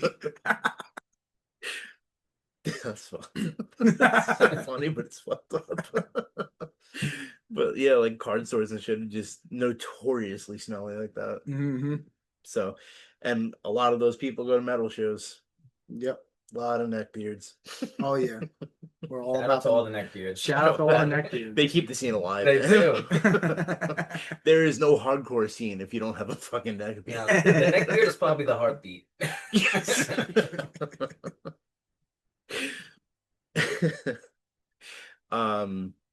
Yeah, I was just talking to my friend who's in Dark After Dawn. I don't know if you know them. They're from upstate, and now they think they relocated to PA or something. But he was just telling me about a situation with someone he knows that he got mixed up in the wrong hardcore scene up there. And I'm like, yeah, you don't want to get on the bad side of a hardcore scene. Why is it really like that? I have no clue. So can we touch on what the wrong side of the hardcore scene would be? As people who are not in the hardcore scene, I'm very interested. You don't fuck with people, basically. Oh, okay. You don't go there like starting problems with people. You don't step out of line or anything. Like you go there, you have fun with your music, and that's it. But like it's very the hardcore group kind of hyper focuses on who you are as a person too. So if you've done something shitty, they will be the ones to hold you accountable for it. Right. Okay. Yeah, to be vague, but also I feel like specific enough. That kind of explains it. I don't know the situation involving this person, but I do Right. know that like they can't go to hardcore shows anymore up there. Oh, they were Like, excommunicated. Yeah, they'll get the ass kicking of a lifetime if they come back. So I don't know. yeah. Hey man, honestly, it's commendable. You do something wrong, you get a receipt on it. Yeah. You know, It's kind of like in Like, wrestling, man. I'm a yeah. big wrestling guy. And it's Same. like if you mess someone up in there, they'll make sure you get it in the ring. yeah. Yeah. Did you see that shit with Rampage's kid? Oh, I did. Yeah. Did you guys see that? I You know what didn't he's talking see about? it. It's like Nuts. this guy smashed a can on him. It was like I don't know if it was an indie wrestling event, Yeah. but then he like smashed a can on his head. It was not called for. We don't know what happened beforehand, but and then yeah, he like jumped in the So ring. this was not scripted. This was I not mean, scripted. wrestling's real. Then he jumped in. He jumped in. Don't break kayfabe. He jumped in the ring and like slammed him. They started hitting him. It was crazy. Right. I mean, it's almost like I don't know if you know New Jack. Yeah. So like New Jack was a crazy wrestler who was like stabbing people in the ring, and he was nuts. Yeah. And yeah. By the way, guys, we're Oceanside. You know. But you know, we don't support New Jack. If it's anything that we can get behind, political message or whatever you want to say, it's we do not support New Jack. Yes. You ever see the IC? They did an ICP episode, and they were like, "Man, New Jack sucks." Did Yeah, they were like, "Fuck him, man." It's like I don't care if he's dead. You don't speak on the dead. He's like, "Well, I'm fucking speaking on New Jack. He sucked." You know, he was a wild card. follow wrestling. That I remember I used to follow it a lot when I was like super young. Then I fell off. Then I grew up. Everybody fell off. Then I grew up. I just stopped watching. I think I just got more into sitting down for hours playing video games, but which is not a bad thing. Yeah, I feel like every guy goes one of two ways with that. Yeah, right? You're either super into video games or super into pro wrestling. But now, as an adult, I'm like, oh my god, pro wrestling is still huge in their own It is. age. Actually, yeah, it's bigger than I thought it would have been. Yeah, and 3 times as expensive. Yeah, I used to play a wrestling card game called Raw Deal. Oh, cool. And it was like big in the 2000s and stuff. So I was locked in all that. The wrestling, heel, face, all those kind of things. Yeah. Sorry for nerding out. No. Nerd out. I like it. Yeah, with the Rampage's kid thing, he not only like tackled this dude, but he got on top of him and hit him I think 21 to 22 times straight in the head. Like no block shots, just he was unconscious, beating the shit out of him. Yeah, it was pretty brutal. And this is all unscripted. Yes. Yeah. What the fuck? So he's not a trained wrestler. Okay. And he took down a trained wrestler and then beat the living shit out of this guy because he was unconscious. And then like he had And this was at an event? Yeah. Was everybody like thinking it was part of the script? First, yeah, the ref. Oh my the ref, God. The ref didn't know it was, And so you see the ref guys was like, just flopping the around ref, like a this fish. isn't it. He's like, hold on here. I don't think I'm supposed to call on this. Yeah, it was crazy. Yeah, it really was. Yeah, dude. it's rare, but not rare at the same time to meet wrestling fans that are like really into it and shit. Mm-hmm. I've had it happen a couple times doing the podcast, and like we will go off on these crazy ass tangents, so I do have to remind myself to like. Yeah. Yeah, That's Wait a minute, wrong podcast. We're talking like the Montreal screw job, you know what I mean? You know what I mean? So first of all, fuck Brett, but so that's actually how I enter every interview I do with the band. We go. So Bret Hart really needs to get over that whole fucking Vince McMahon thing. You know what I mean? And Vinny goes, "What are you talking about?" You know. And then Lily goes, "Well, you have to understand. There's the Montreal screw job and the you know she's more wrestling fan than Vince." Earl Hebner in the middle, and real quick thing, I saw a TNA show years ago at Westbury. And Earl Hebner worked with them. He was calling a match, and I don't remember who was wrestling, but everyone starts chanting, "You screwed Brett," and loudly. And then he rips his shirt off, and he's wearing a shirt that says "Damn right I did." I was like, dude, that's such a fucking plant move, but it's yeah, but it's so sweet. I was like, damn, Earl Hebner, you got a game like that? Yeah, dude, that was awesome. Yeah, wrestling I can go for way too long, so let's pivot a little bit. You guys said you had a show coming up next month, or 2 coming up next month, both in the city. Both in the city. One's September, one's October. Okay. That's what we got going on. Both at the same place? No, I different. don't think we said the name of the second. Different What? places. Delancey. The Delancey, and the other one's McCully's Club or McCulleney's Club, something like that. First time being there for both. For me. Yeah. Yeah. And what part of the city is it in? Lower Manhattan. Okay. Yeah. More, I guess. It's by Cat's Deli. Oh, all right. Like that famous deli. We have to go. How famous is it? 'Cause this is the It's first time I've famous. heard of I it. thought Famous. Is it? Alan Shepard again. Alan Shepard was like, "We need to go to Cat's Deli," and I was like, Is that the only reason he's coming? "That's the only reason he's coming." That's our one fan. Remember, there's 2 fans. Yeah. That's one of them. It's Alan It's the Shepard. deli. It's Alan Shepard and it's Christian Matteo, and those are the only Is it- 2 it's a people deli, we is it have. gonna be open? And I think it's like, I don't know. I imagine. I have no clue. I have no clue. About Cherry Valley is pretty famous though. I have no clue what that is. Fuck you. Real quick plug for food stuff and Brooklyn. If you ever go to Brooklyn, you have to go to Mission Sandwiches. The guy from Lost Becomes owns that shop. Oh, that's cool. Brian? Mission sandwiches. Now, no. I like sandwiches. Where's that in Brooklyn? I don't know. These I had are him put That's back Brooklyn in natives. Yeah, These that's are Brooklyn what- native. I want to say it's near Barclays. I'm not 100% certain though. But then again, to me, Brooklyn is just Barclays, and that's kind of it. Yeah, coming from the island, right? Yeah. It's just like That's like downtown Brooklyn, which is like right across the bridge to Manhattan. So it's like, more closer to the city then. yeah, you get like a real different vibe there than like the rest of Brooklyn. But That's your hood. yeah. Yeah. So wait, Mission Sandwich. Mission Sandwich. Yeah. Like Mission Impossible, but Yes. Wait, sandwiches are possible. And then Tom Cruise goes there, you know. I haven't been there yet, but the sandwiches look gigantic and so good. Like the videos that he posts online, they're like this big and shit. Nice. Yeah, everyone says that they're fantastic. I just interviewed James from I Kill You last week, and he's a New York metalcore band. He was telling me about going there too. He was like, you gotta go there, you gotta go to Duff's, you gotta go all these places. I'm like, all right, shit. I got Yeah, let me take my roads. I don't spend a lot of time in Brooklyn or the cities. Yeah, actually, I just recently went to the Brooklyn Paramount, which I thought was a beautiful venue. Have you guys been there? No, Heard about Tell it, me but- about it. Huge. First Yeah. of all, it's from the outside it doesn't look like much. When you go inside, like the whole thing opens up, and then like that's just the bar area when you first walk in. You go through the doors to the actual concert site, and it's a huge stained glass ceiling. It's got lighting that goes over it. It looks like a really, really big wedding hall, but like Okay. fancier. The architecture is beautiful. Like I'll try to show you guys pictures later, but it's a phenomenal venue. The sound is great. Huge venue. I would definitely go if you see something coming up that you want to Yeah, go to. I've check it heard out. It's worth definitely it. a lot of Okay. shows over there. Yeah, super easy to get to.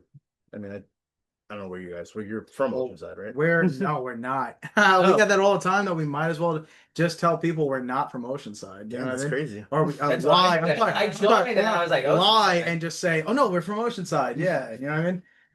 No, I'm sorry for Oceanside. assuming. Yeah, no, we How dare you? That's my fault. That's my bad. no, we took the name. So we went to a rehabilitation center for drug use Mm. years ago. Now it's got to be close 8 years, 10 years. That's where me and her met. Okay. So we were both in that program, and the original drummer of the band he's the guy listed if you go on like the website and you Yeah. look through. He's who Matt is. So shout out to Matthew Rinaldi.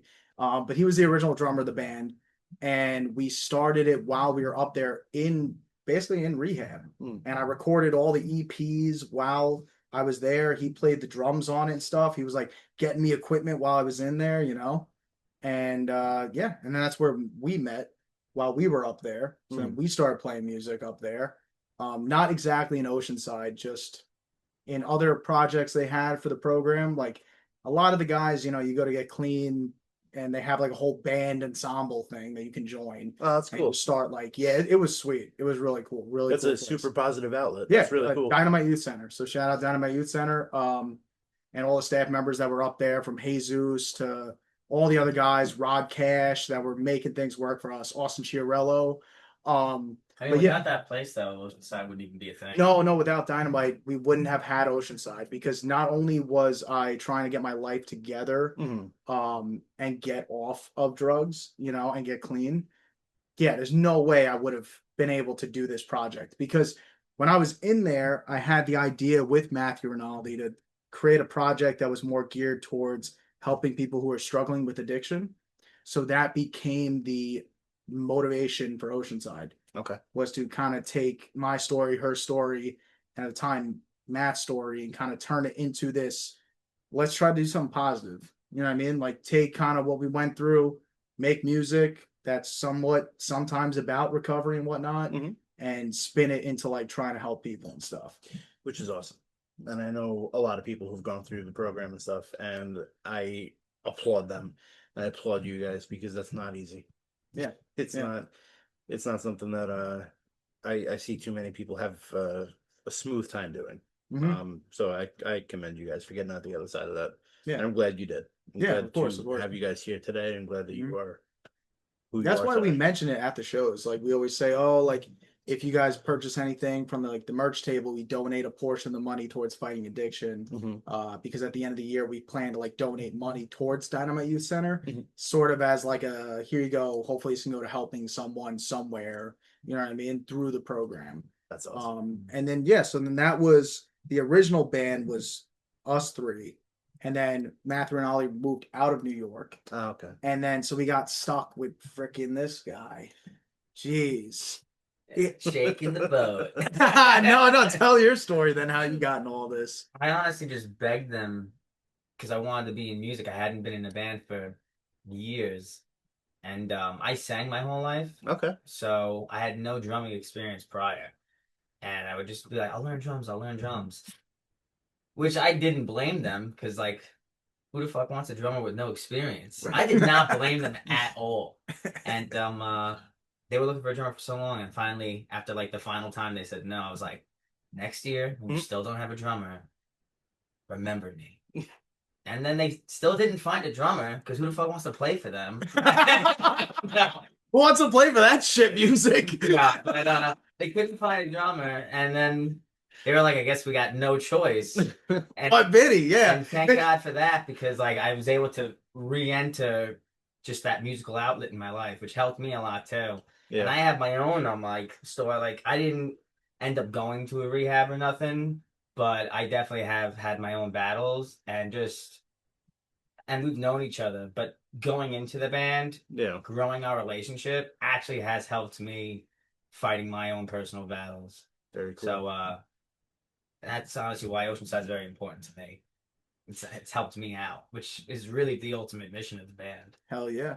And That's also he fantastic. wasn't the only one begging because she was gonna come in originally doing the graphic work for the logo. Mhm. And and then well you can tell your story with that.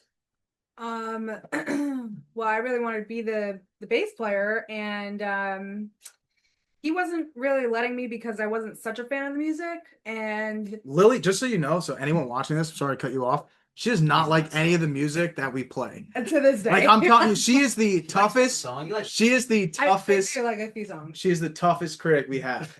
So like, which is good. I think it's great because then the couple times we get her where me and Vinny are working on something, we're like, hey, what about this? And she's like, oh, I like that. It's like, oh, shit. Yeah, it's when we You know what I mean? actually got something. Yeah. Yeah, no, I mean, I'm a difficult music critic, but I mean, I really did want to play in the band, so I did have to end up begging him as well.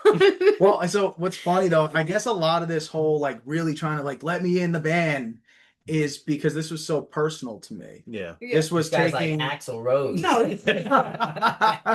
Is that why you guys were 3 hours late for MGR? Yeah. But that's really, it was such a personal thing for me to do Oceanside because you know, I never really thought like, oh, I'd be this clean. You know what I mean? Where I'm actually, and then also an advocate for people to try to get out of it. Like we'll have people message us on like the Instagram and Facebook, like, hey man, heard about you guys. I just want to let you guys know I'm like 6 months clean or something. You know what I mean? And they'll like message us and we'll keep up to date with them too. So it was such a personal, it wasn't like I was just it wasn't like I was just gonna make a band and make music. Yeah. Like it was so much more than that to me. Mm-hmm. So like I was very particular about her at first. Like she did the graphic work and she kept saying that. I'm like, yeah, and I know it's not the music she's into either. So how dedicated is someone gonna be if they really don't like the music, you know? And then Vinny was a thing where he didn't know the instrument at all. Mm-hmm. So he was like, teach me. And that's like, fuck, dude. Like, I don't even really know how to play drums. How the fuck am I going to teach you? You know what I mean? Right. But by day 3, he hopped on the drum set. He was better than like all of us combined that do music. You know what I mean? So that was impressive. Thank you. No, seriously, it was really good. I think I got lucky by being honest because I knew what I was hopping into, and I was like, because to me, and I remember hearing it when you went to Five Towns too, but I don't know if this is the year I realized you were going to, but there was a year I forgot what fucking class it was. I forgot what professor. My bad. But he said every band is only as good as their drummer. So like knowing that, and that quote just rang, especially being in all past bands, how the bands would rise and fall. I feel like it also did kind of revolve around a drummer. And like knowing that, I was like, shit, I can't believe I'm gonna try this. You know what I mean? But I think it's also good too because I also never get into the headspace of being. And I've said this before, like I'll never go. If you ask me, are you a drummer? I'd be like, not really, because I don't ever want to hit that point where I'm like, yeah, I'm a drummer. I got this. I actually prefer being like, I'm not good, so I'm just gonna keep playing. If that makes any sense. Yeah, it's kind of a good mentality track to have. If you're learning an instrument, you don't want to say you're good at it because then you become complacent and you don't want to grow. Because you're like, I can get by. But it's never about just getting by. It's about I want to be better than I was yesterday. Yeah. Also, I don't know what teacher that was, but let's say it was John Blen. John Blen taught at Five Towns, and he was an awesome professor. I think it's not like music history. He was an awesome professor, but he had a quote that he said to me, and he said it's not who you start with, it's who's there when you finish. Yeah. Yeah. And that was kind of like in even in this reference, when we had Rinaldi Rush in the band before, it kind of just, we figured, yeah, like, okay, this is what we're gonna do. But then things shift around and change, you know what I mean? And Vinny ended up bringing a dynamic that I think is really, really cool for live shows. Yeah. Like just having fun and like kind of like making jokes in the back there, and like it's a dynamic that I think he added to the band. So yeah, shout out John Blenn. Whether or not he said that quote about it's around the drummer, but I hope it's John Blenn because he was awesome. So if you guys went to Five Towns, do you know John Machado? That sounds very familiar, but is he a teacher or was he a student that was there? I'm pretty sure he's a teacher. Well, I think his title is like head of recording department there. I had to. I wouldn't have met him then. I probably I had a focus in audio recording, but I also failed out because I was out of my mind. Yeah. So like, you know what I mean, I very think we were big. both on drugs. I dropped out, and I was very seclusive in Five Towns. Like, I don't know what was going on. Like, whatever headspace I was in, life was changing. I also feel like I just jumped the gun and went to college because I didn't want to get a job. Me too. Which I probably should have just got a job. Most people make that mistake. They just go straight to what they don't want to do, and Yeah, but that's the thing what's is, like, I love expected of music. me. I wanted to do it. Yeah. But I definitely wasn't ready because I was fucking so high all the time. Mhm. The only reason why I went to college is because my dad came home from hard labor job, saw me stoned playing video games, and was like, "Vin, you either gotta get a fucking job or you gotta go to college." And I was like, "Real job?" So I was like, "I guess I'll go to school for music. I like music." I think that's really how it happened. So when I went for a commercial jazz. I'm thinking, who the How do you fuck think is you gonna listen to hire? jazz? Who the fuck is gonna hire me? I play 3 chords in every song.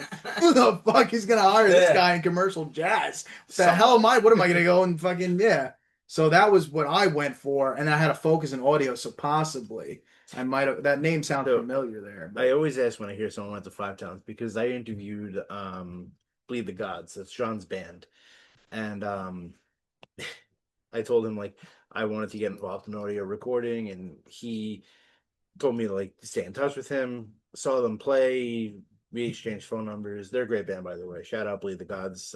Awesome hardcore band, brand new. They just had their first show last month. Cool. I had Tethered on here, so Jimmy Jackson and all them, and I mentioned Bleed the Gods and John to them because Jimmy went to Five Towns, and Jimmy learned from John. John also taught my other friend John, who I used to be in a band with. So I'm like, I wonder how many people actually know this dude.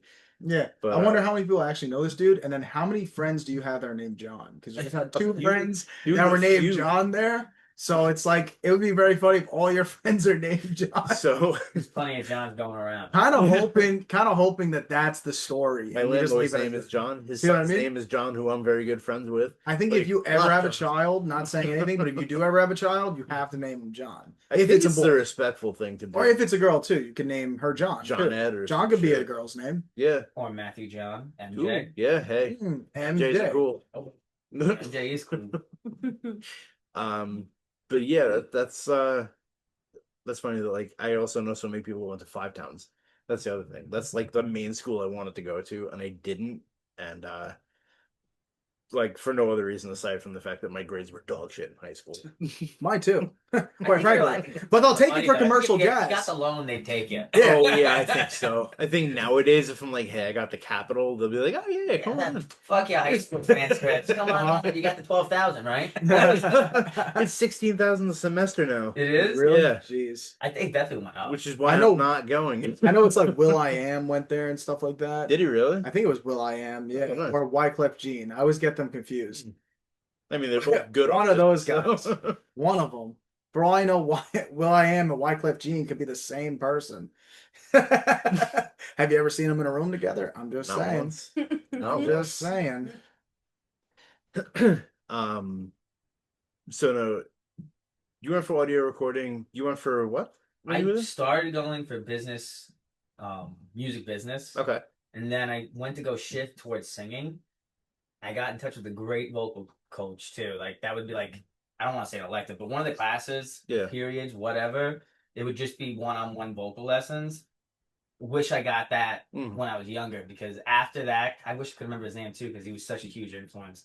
After that, like my voice went, I'd be like, I could never sing until that. Like I thought I could, but that was the real game changer, was those one-on-one. Mm. And then he really liked me, and he sat with me. He's like, Vin, listen, if you get this degree focusing on singing, yeah, you might as well stick with music business, because it's gonna be hard to get a job. Mm. And then like being on drugs, getting that constant email of, hey, we hope you're enjoying your college experience. Don't forget though, you owe us this now. Mhm. All that combined, I was like, fuck this. I gotta get the hell out of here. So then, I got a dead end job.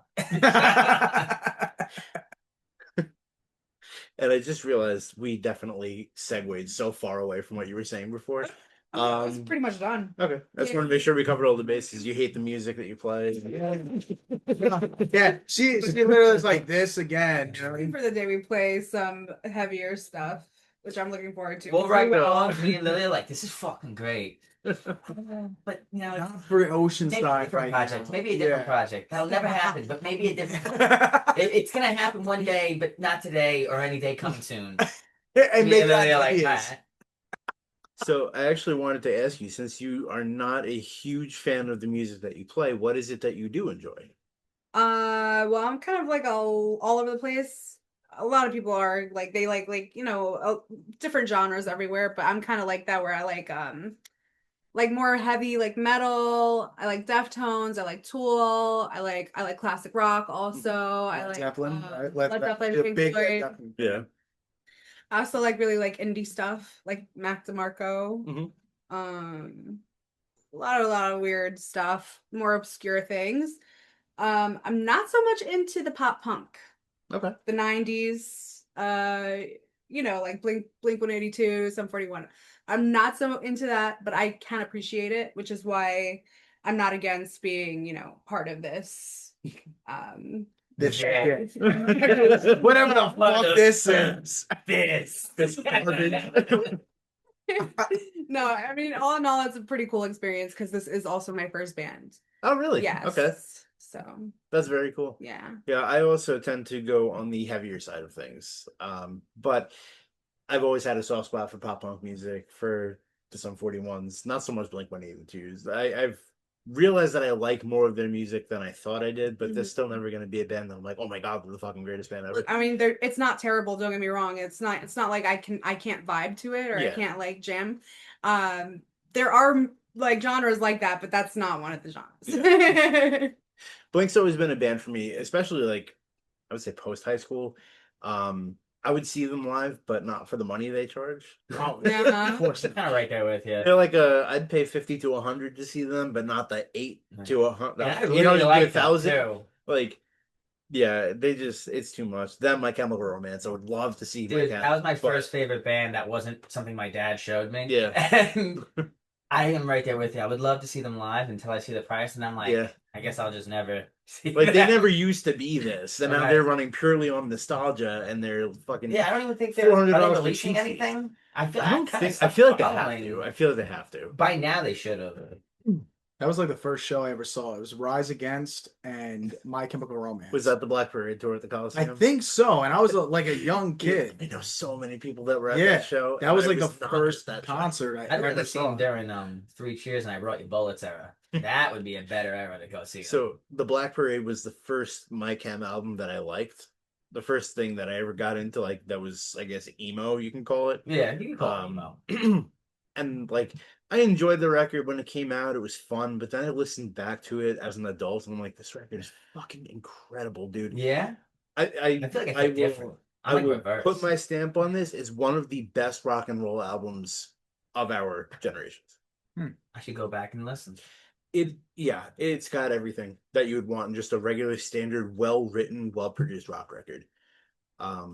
Even like just eliminating subgenres like emo or fucking pop punk or any of that shit. Right, if you just rock wrap it up to music, rock, dude, yeah. it's great. It's a front to back great album.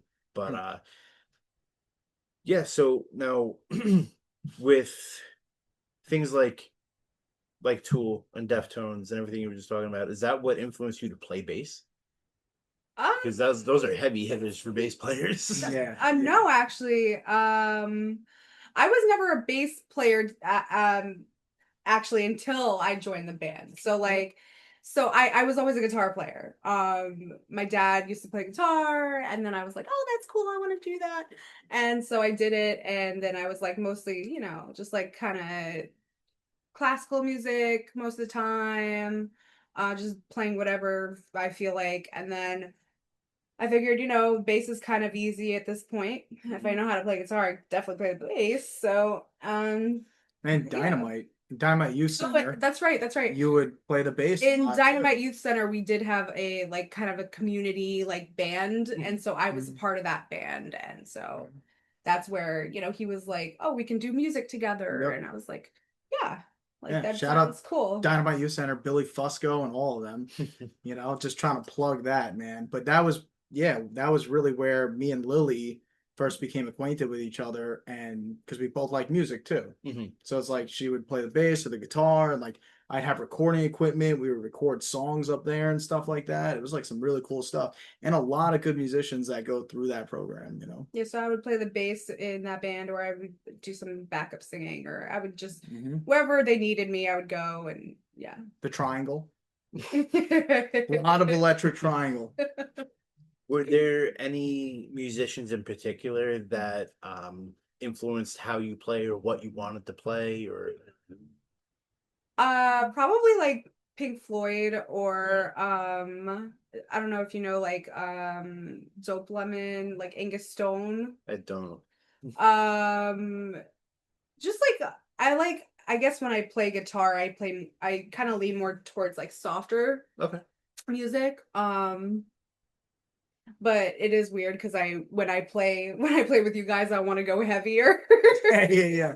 Because you're amped up, But yeah, that's pretty much it. So Pink Floyd is one of my favorite bands of all time. Is it really? Yeah, Absolutely, me too. Yeah, 100%. yeah. I was just playing. So I don't keep any guitars in standard tuning. Drop C sharp is as close to standard as I get. Right. But I was dicking around earlier today playing like the solo from Money and trying to get through Comfortably Numb for the first time since high school. Like, Nice. I love Pink Floyd. Pink Floyd's awesome. I feel like they're such an underappreciated band. Yeah, But- because they can get weird, like a Oh, lot of the songs are like, kind of like listening to right now, but It doesn't get weirder than Arnold Lane. I don't know that. What's that? Arnold Lane? You have to listen to it. I'm not gonna listen to it. You guys know what this is? No, it's different for me. I just like the response. Listen to it. It's early Pink Floyd, like Sid Barrett era Pink Floyd. Mhm. He's a fucking nut job. He went off the deep end real early. Like LSD and stuff, right? He was on a lot of shit, but he would just have mental breakdowns on stage. He would just go completely catatonic on stage and freeze up, and like they had to physically move him off. But he would write about very strange shit. And the transition from that to when David Gilmour came in and they started writing actual music is night and day. So you had like really weird, obscure. I'm not gonna ruin it. I want you to listen to it and experience it for yourself. But really weird and obscure shit to very well written, structured songs. And like you had picture early Beatles to Dark Side of the Moon is the best comparison I can give you.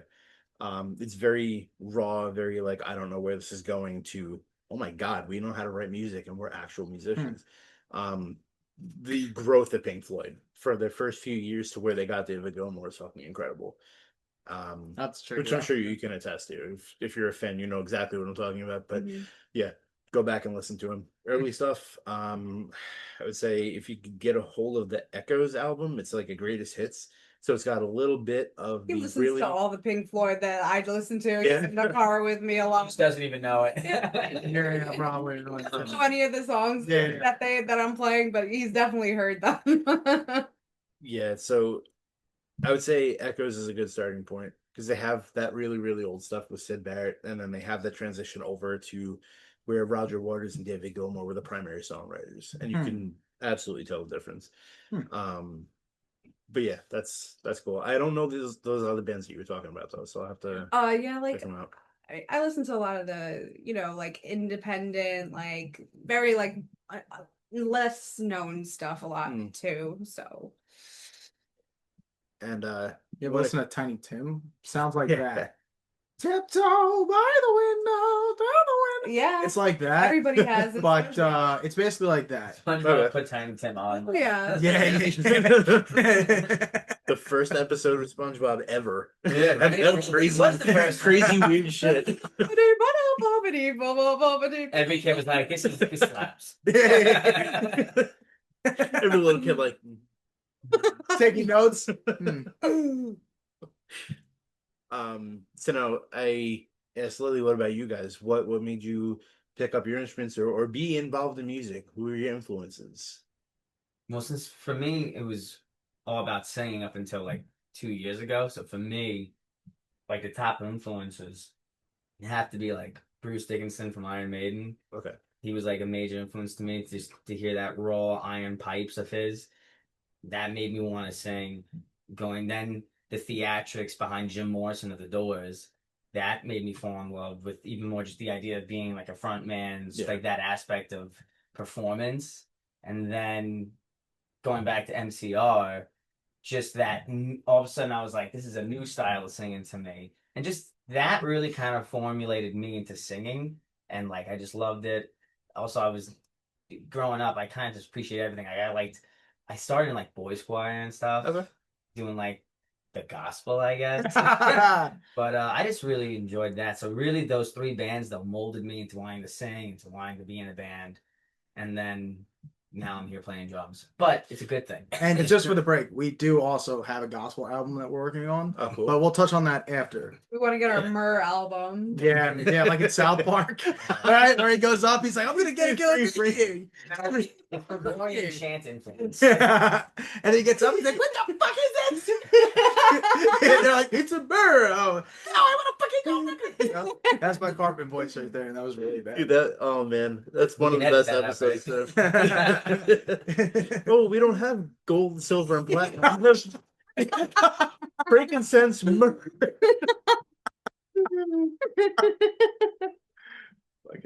So I'm just Googling because I don't want to butcher the name. Speaking of Gerard Way. What is that, a freeway over here? Or? No. That was a good joke. That was like Gerard that Way, was that's a, what came that up was a with it. quality I know. dad joke, actually. Thank you. I was prepping that. I was prepping that At the first I was whole like, what? car right here. I was like, Vinny's gonna mention My Chemical Romance. What am I gonna say? Totally And I'm into a practicing. Parkway of some sort. I'm practicing it in the mirror. I'm like, maybe I'll say, oh, wasn't that a Pikachu or Pokemon? I was like, nah, that's stupid. But now I'm like, then it came to me. I'm driving on the freeway. I'm like, I'm gonna say, wasn't that a freeway? And that's how we got here, guys. So Legendary. for those who are watching, all two of our fans, Alan Shepard and Christian Matteo, that one was for you guys. So Sorry, I break the fourth. And there's That was Shut the fantastic. fuck up. Man, that was such a solid joke. That was really good. Thank you, because I don't got a lot of them. That was the Normally first it's one this today. guy. That was the first one. And I had That was the you first know one how today. hard bad I had to work for that one? Like I'm telling you, a lot of prepping in the car here. You know, he's the guy who's normally really good on the fly. Mm. That's why we do the live shows and I'm just like BSing up there. I mean, he's like the backbone who kind of handles it. I cannot speak it. Handles the kind of like, you know, talking to the crowd and getting them to laugh because a lot of them, I'm like, I'm not that funny. You know what I mean? So sometimes I'm up there, I'm like, Vinny, say something. You know what I mean? And then he does. What were you looking up? When you're I'm working with sorry. a guy like this, it's easy to make fun of somebody. Yeah, 'cause I'm also very difficult too in practice. I'm like, no, it has to sound like this. And then they'll get it. And I'll be like, and then they'll play it. And I'll be like, why are you doing that though? I'm like, you just told me to. Nah, don't do that. Don't do that. Go back to the other way we had it. And then they'll play the other way. And I'm like, nah, it should go back to the other way, guys. Go back to Vinny's sitting there. He's like, I've been practicing the other way. you already told me and Lily to do this, and then you yelled at us when we weren't doing it. I'm like, I know. You just gotta work with me. You gotta just understand. You know what I mean? Understand the madness. What were you looking up though? That was good. So He said it was a good joke. We're gonna edit it Oh, out. no. It's gonna be like the before, you know what I mean? I'm it's just gonna go clip. the before, like before the interview where they give like the little snippets of like the good stuff, you know what I mean? It's gonna go to that. I'm gonna be like, oh, what is that? It's just gonna cut it. I'm like, fuck, that was the part. What's the point? Reclaim the fame. So, Gerard Way, I don't know if you're familiar. Do you know Trivium? I Oh, know of Trivium. I don't know. shout out to Josh Kinberg, one of my buddies. He's a huge Trivium fan. Yeah, why? What's up? So, Matt Heafy from Trivium has Yeah. a black metal project called Ibaraki. It's him and Isan, the guitarist, and they released a song probably 2 years ago now with Gerard Way doing vocals on it. Oh, I don't know about So this. Gerard Way doing black metal vocals on a song That's is interesting. crazy. It sounds so good. You said Ibanaki or Anunnaki? Ibaraki. They released. He's only on one song, but they have an album out. I haven't listened to the whole thing. I just heard that one song, still like Gerard Way. But I also love fucking Trivium, so of course I'm gonna check it out. But yeah, dude, I never thought I would hear never thought I'd hear Gerard Way doing anything other than punk. Yeah. And he threw down with the vocals on that song. So kudos to him. Maybe we're gonna be listening to that on the way home now. You know, as a I'm band. definitely probably gonna. We're gonna be like, all right, later. that Gerard Way with Trivium, and then what was the Pink Floyd? What was that? Yeah. Echoes. Was Echoes. the album. Okay. Yeah. That's gonna be what we're listening to. He did his We're gonna pick solo it stuff apart. after MCR kind of took that. I don't know how I they didn't pay broke up. attention to that. I gave it a shot. It just didn't reel me in. You know what I mean? I didn't. Yeah. I'll be blunt. I didn't care about it. Like even in the slightest bit. As soon as that happened, he played Jones Beach, with his solo band, and I was like, yeah, it'd be cool to see him. I don't fucking care. Like it's not MCR. You're like, do MCR. Yeah. Know any songs. I think he did a few MCR songs. I feel like he has to. But like, because no one's gonna know any of the other ones if he doesn't. Right? Exactly. And then he did the Umbrella Academy, which was I remember having the comics for that. Yeah. Before my dad's a huge comic collector, and he knew Gerard Way wrote him. He knew I liked the band he was in, so he got me that. And I remember being like sick before I would know what it would become. You know what I mean? But they got destroyed in Hurricane Sandy. I could probably make I could have made a lot of money off those comics. Yeah, if they were like first edition, yeah, you probably could have. That's what I'm saying. Like it was right when they came out. Oh yeah, then yeah, you would have done nicely on that. I would have done very nice. It's like that average like Long Island boomer. Sandy ruined everything.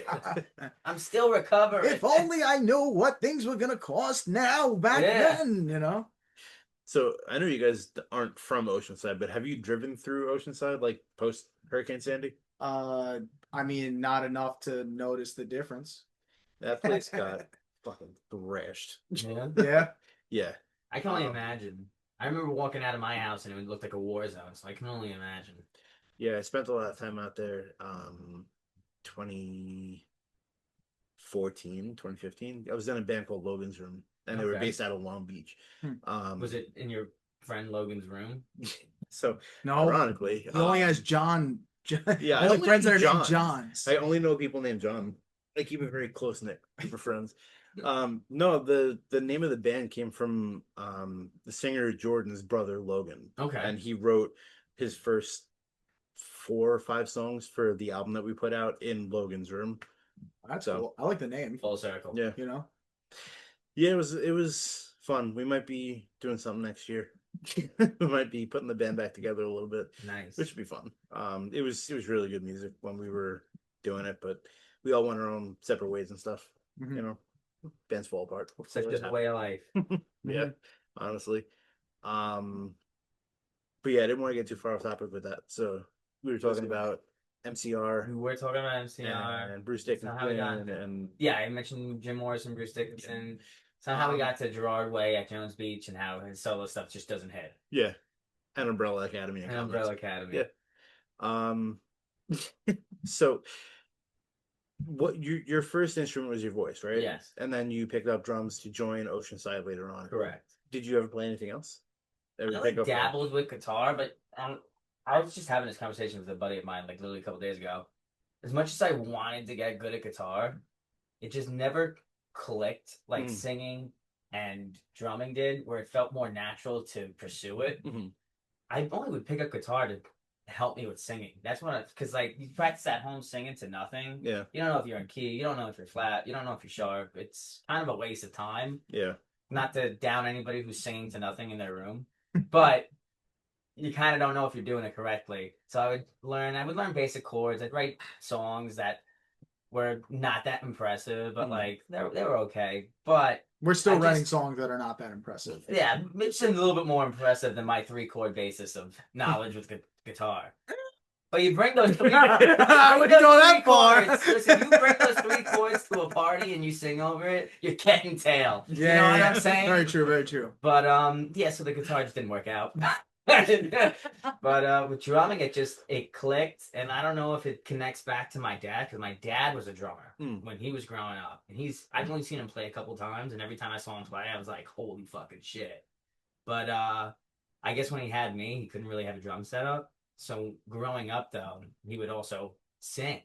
So I'd hear him sing before I ever heard him play drums. So I think with that in mind kind of influenced me. But I do think, like, maybe genetic-wise, I have no idea if I want to get technical about it. I think it just helped me connect more with drums. Maybe because also Vinny's got a brother who plays guitar. Like, why? Way better than me. Yeah. It's the only thing I'll ever say he's better at me than. Yeah. I will never let But, my like, little I'm brother have definitely- anything over than me except that. Yeah, and I'm happy to give him that. Shout out to Jack that's all. Vicari. Yeah, shout out to Jack. That's awesome, dude. So it sounds like, I mean, at least you guys, you had parents that play music. What about you? Were your parents involved in music, or did you grow up? Yeah, in a my musical household? dad was pretty musical. Is he like trumpeter or something? Yeah. Right? Hey, my dad used to play trumpet for the deaf. And then, that was pretty good. And, All right. yeah, and so yeah, and he used to paint for the blind. But no, but he used to Alan play a was- lot of they're pushing trumpet. it now. He played a lot of trumpet, and but yeah, I don't know. My musical influences really came from like my uncle. Shout out Ray Smooth. Dude, right. He kind of was. I was like pictured with guitars when I was like Doesn't 5. Cole have like a famous song?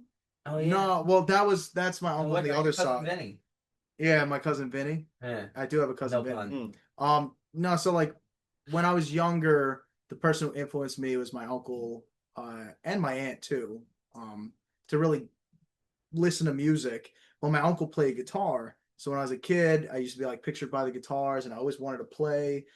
My hands were too small. I couldn't even learn how to play. Like they brought me to lessons, and they were like, hands too small, can't play. Did that really happen? That really That's happened. So crazy. they said he really should try something else because it's just until he grows up more. Because the short scale wasn't even doing it for me. Then when I was really young, I had an uncle who had like a hit '70s song called "Keep on Dancing" by Gary's Gang. So then they brought me to the studio when I was like maybe 12 or something like that to record my first song. But yeah, my uncle like Ray really pushed me because he was the one who showed me how to play like a regular chord, like a power chord, and I just from there started writing songs when I was really young. Like I just took the power chord and he showed me that look, you can move it and all that, and that was it. And then they also put a Third Eye Blind record in my hands, and Third Eye Blind was like, if we're talking about like influences like music wise, Third Eye Blind for sure was like, I only have like 3 bands I'll ever, if you ask me like what's your favorite bands, it'd be like, and not in any order, but it'd be like Third Eye Blind, Iron of Wine, and Rage Against the Machine. You know what I mean? Which kind of covers all the bases of like music, because Third Eye Blind's more like rock oriented, poppy in some ways. Rage Against the Machine is just heavier, more rap influenced. And then Iron and Wine, I don't know if you ever heard of them. They're like, okay, they're very soft, soft, very melancholy, just not what the other two are. But that would be really what would sum up my musical taste. Very cool. Third Eye Blind, they're one of the best bands of all time. I used to be really big into Rage, but I kind of fell off with them. But Third Eye Blind, dude, like their music has aged so well, and seeing them live a couple years ago, it was also a fucking awesome experience. They I think they're gonna, I don't know, it's hard to say, but I think they're gonna be like one of those bands that like kind of transcends their own name a little bit. Well, just so you know, all of my friends, I'm going to show them this interview because they rag on me so much about Third Eye Blind, you know? Oh no, dude. So I'm going to show them. I'm going to be like, guys, you guys have to watch this part. He gives credit to Third Eye Blind. He agrees with me. He says that Third Eye Blind is a great band, Matt. Okay. And Dan. Okay. And Chris. You know, I'm gonna be like, see, someone said they were good. No, but I love Third Eye Blind. I think Third Eye Blind was sweet. They had this rap style in some of it, like if you go Semi Charmed Life, but also other songs like A Thousand Julys is really cool off their album Blue. It's a little more, that's where in the Oceanside stuff, we do a lot of like rap singing kind of thing. And that's really where it comes from, is from those Third Eye Blind records that were really given to me from my aunt and my uncle. And I was like, wow, like I remember first hearing it as a kid, you know, and then Rage I got into later in life. And that was from a good buddy of mine who brought me in and showed me how to play Magic the Gathering, Henry Bogle. He showed me how to play Magic the Gathering and that old wrestling card game, Raw Deal. And he burnt me a CD when I was a kid. And on the CD, there was like, you know, different types of songs. There's like Typo Negative and just stuff that like I wouldn't listen to exactly today. But there was like these Rage Against the Machine songs. And I mean, I was just like, oh, I like this. So I used to listen to it all the time. I had no clue it was Rage. And then later, you know, I found out, oh, this is that band that was on that CD back then when I was listening to it as a kid. So I hope I said something of substance and all that. We'll edit that out. Yeah, please edit that out, please. Don't edit out the part though where I say, "Look, he said something good about Third Eye Blind," because I really need my friends to see that. You don't understand. I really need that. Just gonna edit every time James talks. Every time you interview, every time I'm gonna say something, it's like, yeah. All of a sudden, it's Lily talking about like Deftones and Pink Floyd, and you're over here just yeah, Pink Floyd, blah blah. They go, Vinny, what about you? And My Chemical Romance, and goes. Don't worry, that's normally how it's been my whole life. Okay? The frame is just gonna shift. Yeah. It's gonna slowly start edging out the side of the screen. Yeah. Just keep the Jared Way one in there. That's all. Jared. Gerard. Gerard. Shit, I can't speak English. I cannot speak it like they do. Yeah, you're getting Shout out to all the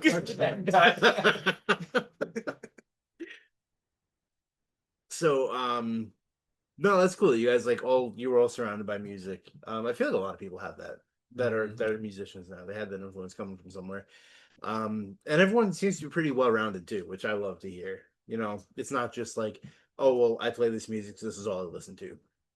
I love hearing about bands that are like, I play this, I love this is my favorite band, and it's all different genres of stuff. And like, with a band like Rage Against the Machine, comparing that and contrasting to a band like Third Eye Blind, like night and day difference, but somehow still molded your sound together. That's really cool that you can combine those elements. And yeah, for the record, Third Eye Blind fucks. They're a great band, dude. You heard it here. Rage, I went through a phase in my life where like Tom Morello was the greatest guitarist ever. You heard it here again. Oh, I'm telling you, like we have this debate. It's like I'm tired of that Tom Morello shit. And I thought that was great. I was like, that was awesome. Yeah. He took something that was like not conventional and then did it.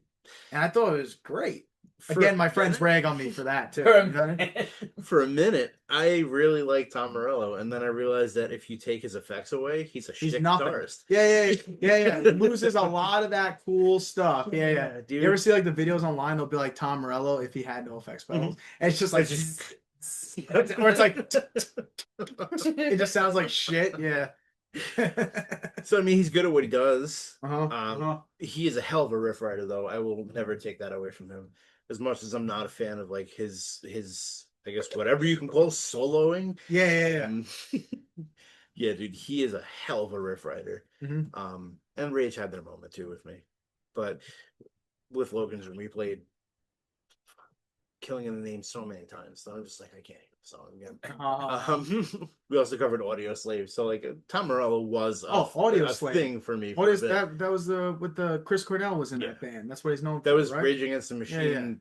If you swap out Zach and add Chris Cornell. Oh yeah. That's what I couldn't remember what band Chris Cornell was from, but you're right. Well, he was from Soundgarden originally. No. That other one I think is better. I have a buddy too. We always fuck around with that.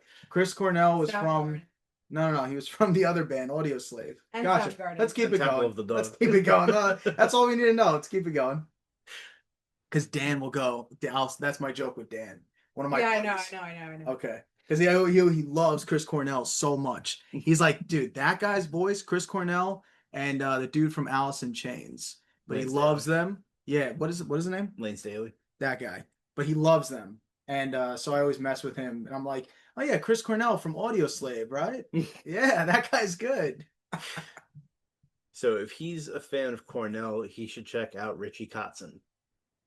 Richie Kotzen's a guitar player. He sings for the Winery Dogs. He's also like I think he was in Poison for a minute, but he's Poison had with a career. Bret Michaels? Yeah.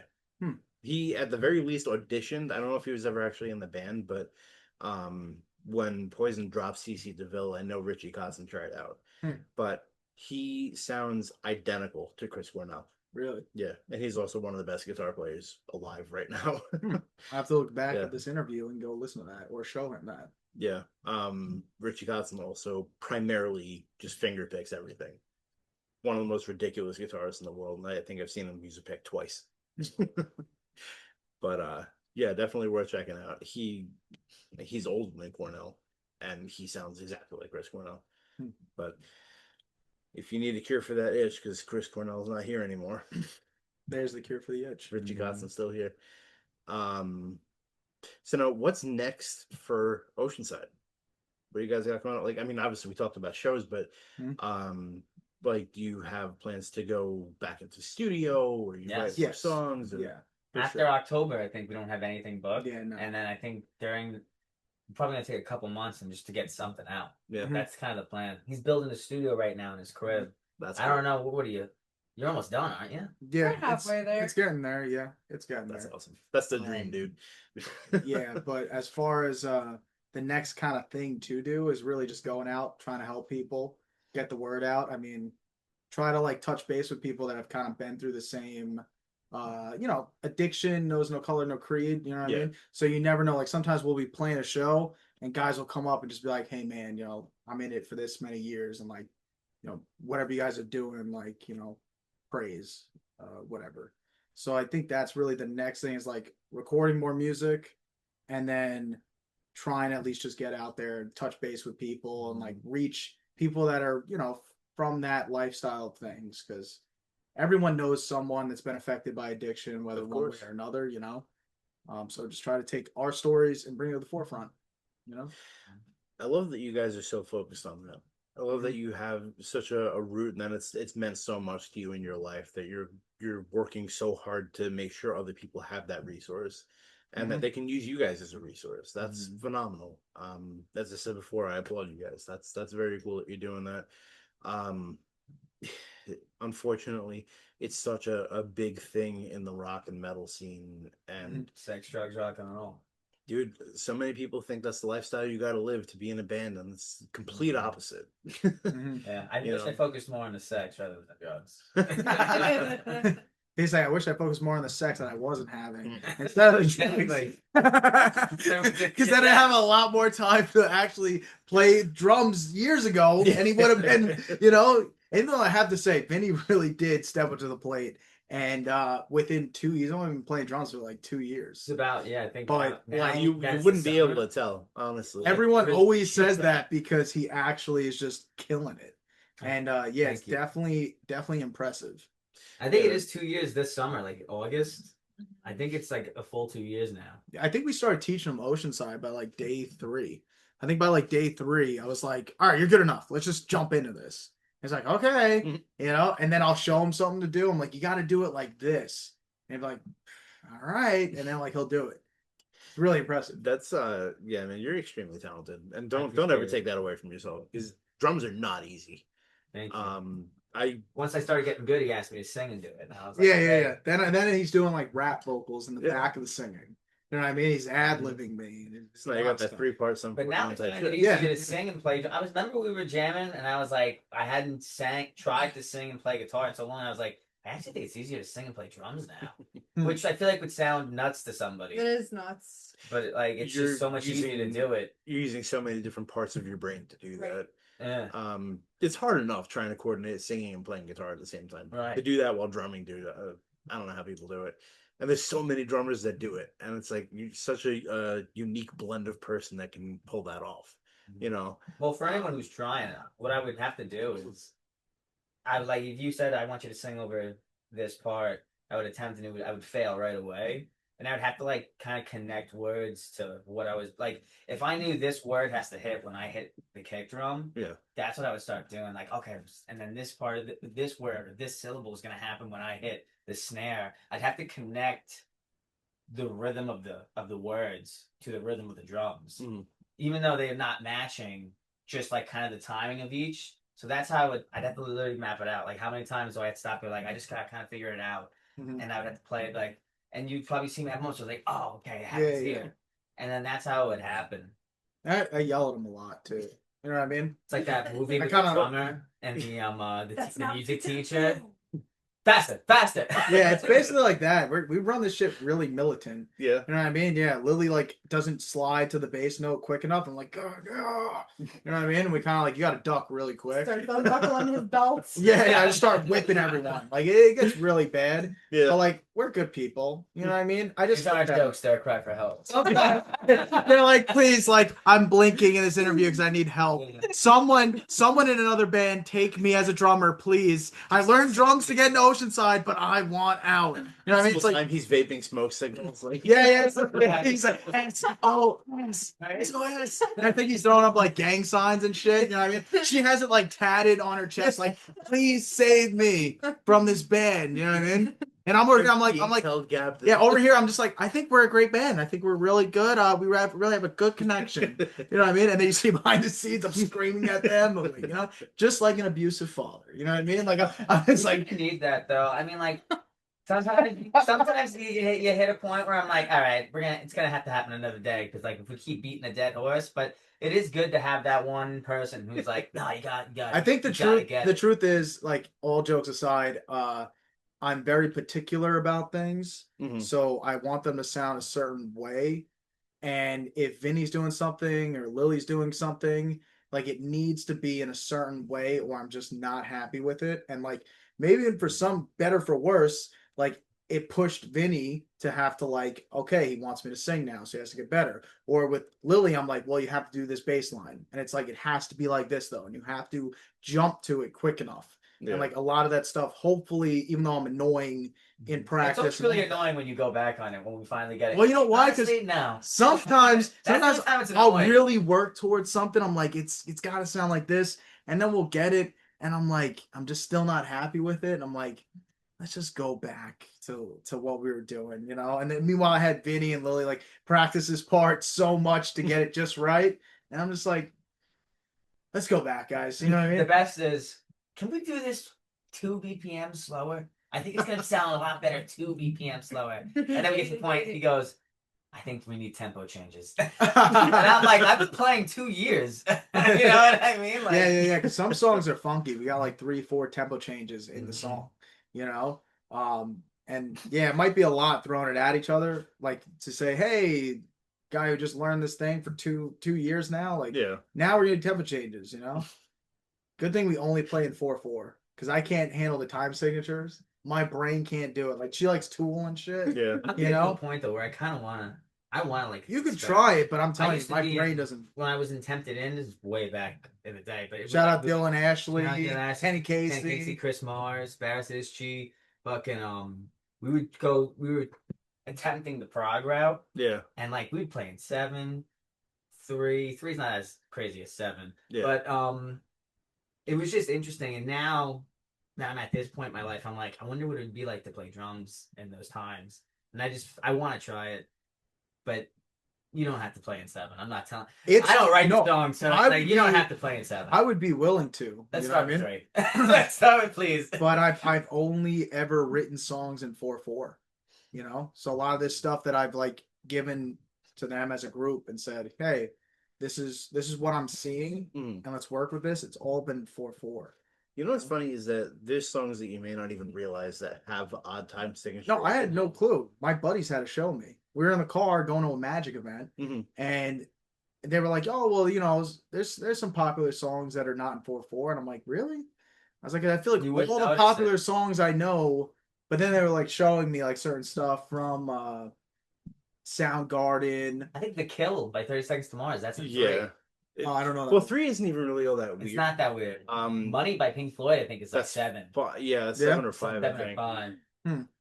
Yeah, see, I would have never even known that. But then again, I listen to a lot of like Blink-182 stuff that was poppy, or Third Eye Blind that was poppy, or even Rage. Mm-hmm. They don't really do a lot of that different time signature stuff. You know what I mean? Or at least if they did, it's like in the deep dive songs. It's not in their Rage pop definitely hits. did. You know? Rage 100% did. Rage probably did. I didn't catch it, but you'd have to give me a song and I feel like Know Your Enemy is yeah. If I'm thinking of the right song, I think Know Your Enemy is You not. might be right then. I was And maybe I looking just up, never too. caught it that it was in a different time signature. The one that threw me off is Hey Ya by Outkast. Yeah. No way, that's not in 4. It's an 11-4. What the fuck? Great song. But- Great song. Yeah. 3 bars. Okay. 3 bars of 4/4. Just so you know, 1 bar that's of the next 4/4. one. That's the next one we're covering now. Honestly. Take it like a Polaroid picture. Honestly, that kind of. But I want you to dance while you sing it and play drums. That's gonna be the added catch. You Why know what not? I mean? And if you Why don't, not? you're gonna get the backside of the ball. Yeah. I always gotta Gotta push stick the up the envelope. ass. Always gotta push the Maybe envelope. that'd be good. I'm like, man, now you gotta dance and do it. You know what I mean? But yeah, dude, don't be intimidated by odd time signatures. It's just a matter of like everything translates to either 3s or 4s. Mhm. So you just have to find a way to make it count into 3 and 4. Like I can send you a video clip. The one that like made the most sense to me was a Mike Portnoy clip from probably 1990. And He's a drummer at Dream Theater, Yeah. right? Yeah. Yeah. They're sick. I saw them with Iron Maiden. oh really? Yeah. I Long time wanted ago. to, and I didn't get to see them with Maiden. I still have never seen Maiden. Dude, I don't know how. I don't know but- what they're doing now, considering they're much older than when I was like They're still starting off in high school. They're still But very like active. Bruce Dickinson's still on the zip line. You know what I mean? He's still going crazy. Definitely Yeah, a great they, band to see. I feel so disconnected when you guys start throwing around artist names and shit. Well, you I am got such- you got at least say I know Fire Iron Maiden. Maiden, but when you start talking about like the actual artists, I am such a bad musician where alright, I they- do not know guys. Just edit like that. Yeah, wait, just edit this out, please. But no, but I'm getting edited out all anyways. So it doesn't No, matter. that's right. Just But talk. yeah, I'm the worst with that. Where like I do not know Tom Morello. I can be like, oh, okay, Rage. Yeah. But a lot of this stuff, like the Pink Floyd stuff, I think Roger Waters I know by name, but Mhm. all the other guys you were mentioning, I have no clue. You're like speaking another language. I don't know if you know, but just so you know, I'm looking at you, I'm going, yeah. But in my head, I'm like, who the fuck When is it comes to this? the classics, I think I just owe all my knowledge to VH1, that Yeah, metal dude. show, and fucking and just my dad talking about artists. Shout out VH1. Dude, that metal show though, come on, is that even still going on?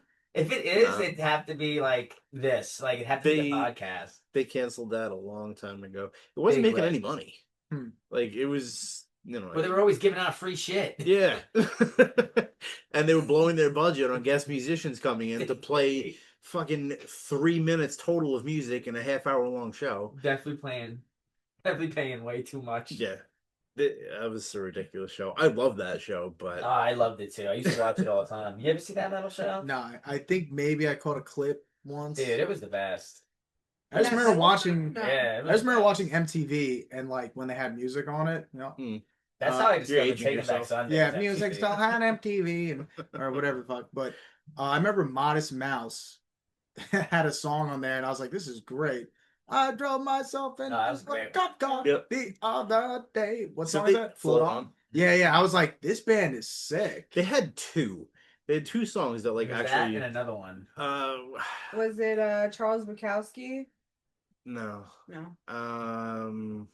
Good try, though. Something about the ocean runs something. Oh, yeah. Those You know what I'm talking about? runs salty or something like Yeah, that. something like that. It's Oh, isn't it? Ocean Man, take No. me by the hand, dude. See, I'm That's just showing you how the- bad I am as a musician. You That know, sounds is it that? Ocean, the SpongeBob. the thing ocean theme. breeds salty. That band, Salty. yeah. There we go, That yes. band wrote is the SpongeBob theme, I think. You're talking fake news. What do you? No. They wrote He's the. right. I'm not.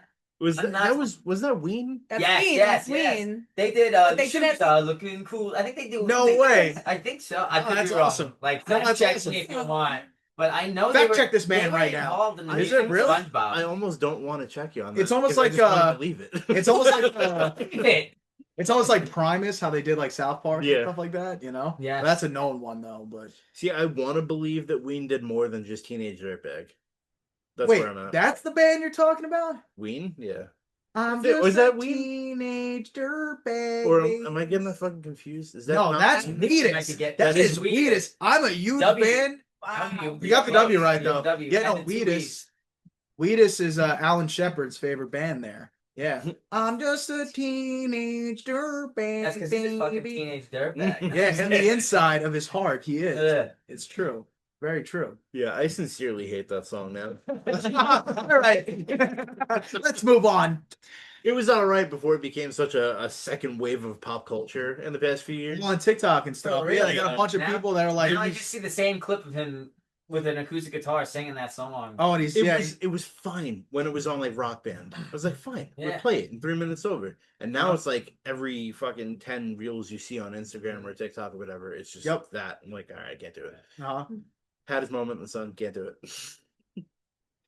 But yeah, I didn't if they did the SpongeBob music in any capacity. Wait, it's awesome. I Positive Ween did. and we're not checking it. It's either Ween or Wheatus No, it's that Ween. did. I hope it's Wheatus though. Now I hope it's Wheatus that I'm did it. bursting your bubble, and I'm gonna tell you, it's definitely Ween.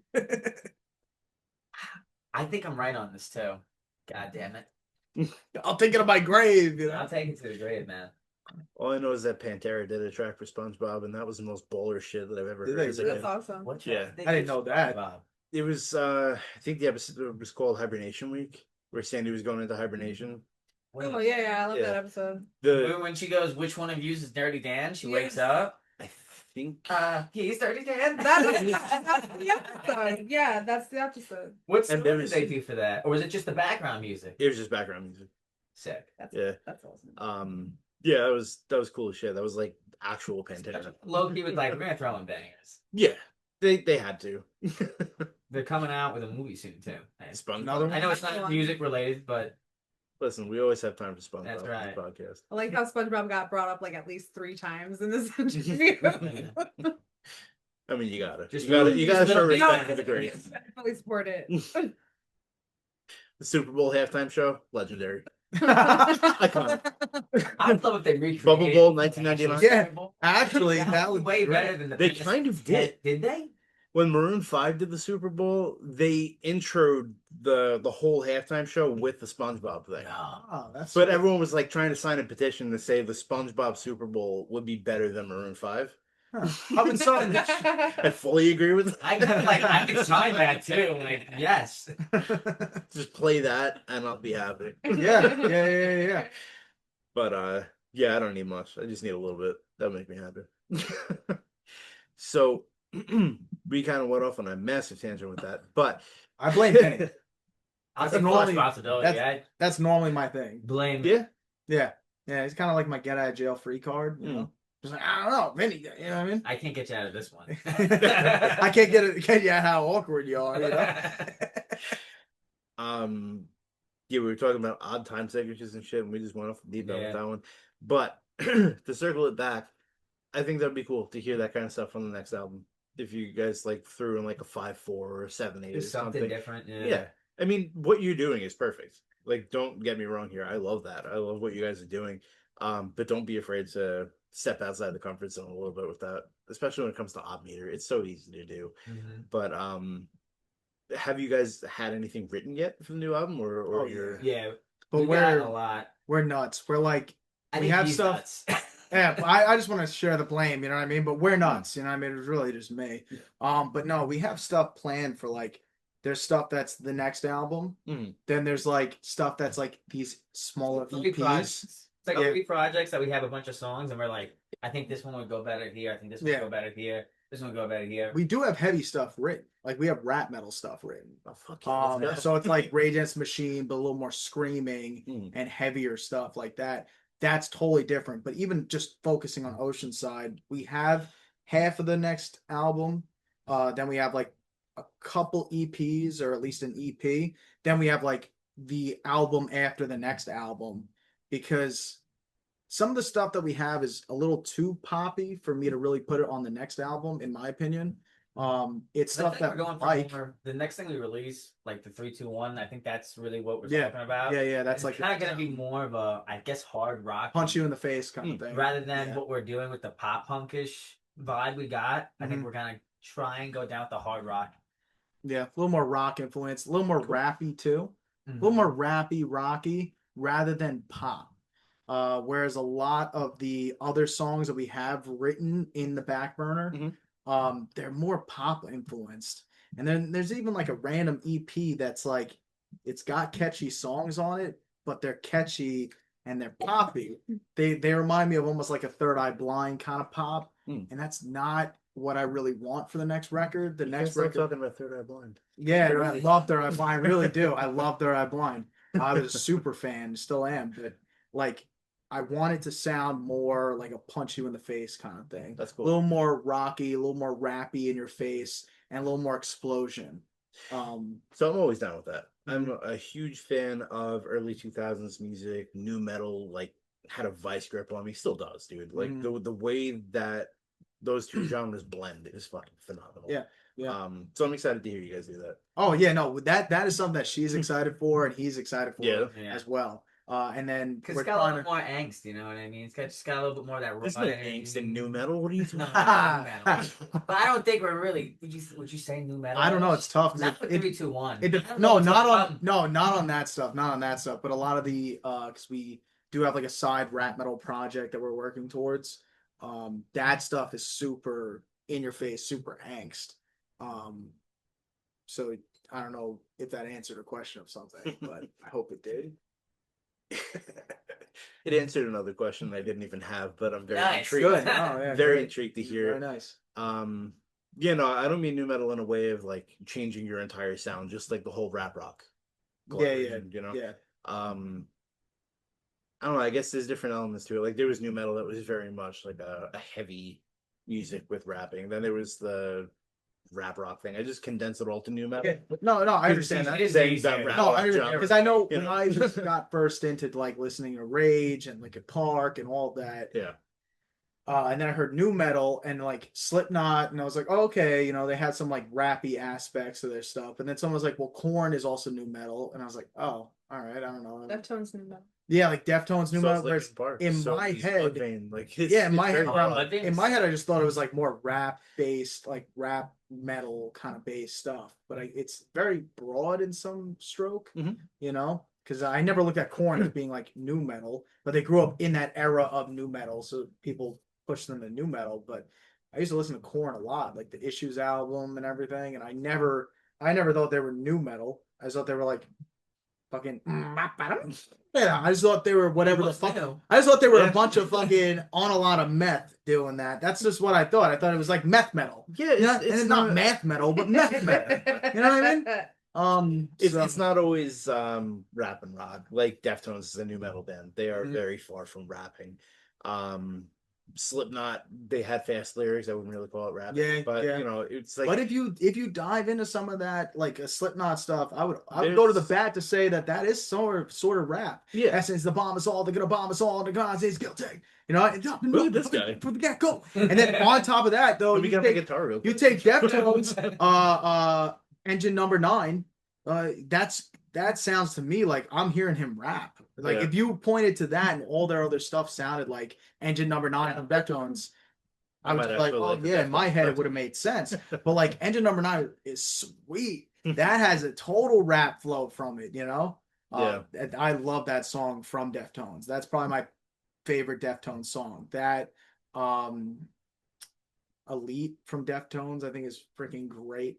But I'm not much of a Deftones guy, but there are definitely songs I enjoy by them. Oh yeah, he shares the same name with me. He's Chino Moreno. I'm James Moreno. Any relation? Never knew that. It depends on the crowd. Oh, yeah, it depends on the crowd. You know what I mean? Like it depends on if I can get some clout by saying, "Oh yeah, there's my cousin." My uncle Chino. If that can get me into the back of the show, and be like, "Yeah, it's my uncle, dude. What do you mean?" You know what I mean? And then he's like, "What the fuck is this?" Yeah, and they're like, "The one that smokes crack?" No, dude, the one in Deftones. What are you talking about? That uncle. We all got an uncle that smokes crack. You know what I mean? Don't lie. Not me. He's lying. Not me. He's got an aunt that does. He's like, I can Vinny's like, investigate, but Vinny's like, my thoughts right now. Vinny's like, okay, I have an aunt that does, but maybe not an uncle. All right, we got a family member that does. Everyone's got one. Everyone's got They one. smoke it out of a can. You know how it is. Yeah, I think Deftones. I go back to Dave Mirra, the video game, Dave Mirra's Freestyle BMX.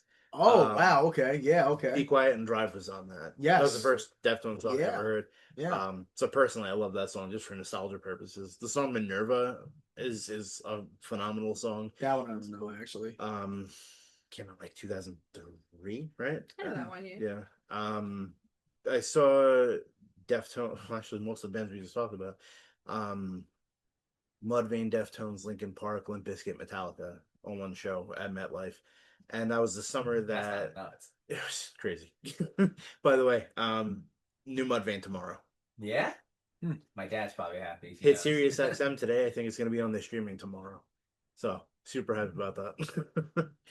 But yeah, that was like the summer that Meteora came out for Linkin Park. Oh, great. Never album. dropped for Deftones. I don't remember the album that Limp Bizkit was on. It was the one I think that had Eat You Alive on it. Saint Anger from Metallica, and then like Mudvayne had just dropped Beginning of All Things or the End of All Things to Come. So it was like a summer of new music, but like that rings out for me, especially with Deftones, because like I'm not a fan of theirs per se, but certain songs will always like Brings you memories back that attached to them. nostalgia feeling of something. Yeah. But yeah, when it comes to like rap rock, I guess we can call a lot of these things rap rock, but I'm intrigued to hear more of that from you guys, if that's like the direction you're heading for like the next not with EP. Oceanside, but that's gonna be another. We're gonna be basically like Audio Slave, where it's the same band, you just add someone else, swap someone out somewhere maybe, and there you go, and that's gonna be the other project. It's just gonna be. Then I definitely misunderstood what you said though, because I thought you were gonna put like more. So not metally or angsty on the next EP. But... No, we are adding more rap context into the newer stuff. But there is another separate rap metal project that we're working on as well. Okay. So like that's a totally separate. Very excited to hear it. Taking out the recovery aspect and making it like this is more Oceanside's more recovery aspect based. Trying to help people, doing that kind of thing, like raising money for Dynamite Youth Center in a way. The other project's gonna be way left field. Definitely not what Oceanside exactly is trying to accomplish. Well, I'm super psyched about it either way. Cool. I'm very into what you guys are doing. I'm very into what you're talking about doing with the other projects. So keep me posted on all that kind of stuff.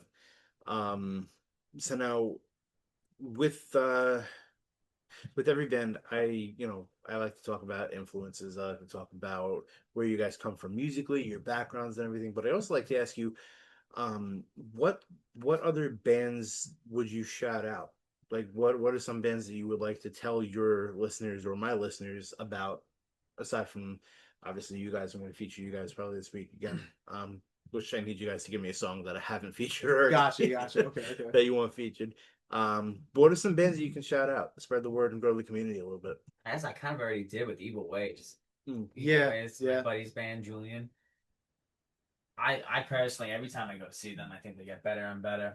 They really do. They slap. They're a part of the hardcore community, and they're a fucking great band. I think for me, a lot of bands that I've heard that like ring my bell, where I'm like, oh, those guys are good. No, like bands that I've listened though, where I'm like, yeah, I think these bands are really good. Is like, Koyo, Private Mind, Stand Still. Again, all guys from the hardcore scene, but also Cheem, Pulses. They kind of like gave it to where I was listening to them. I'm like, wow, they have something here that I really like. Off Guard too.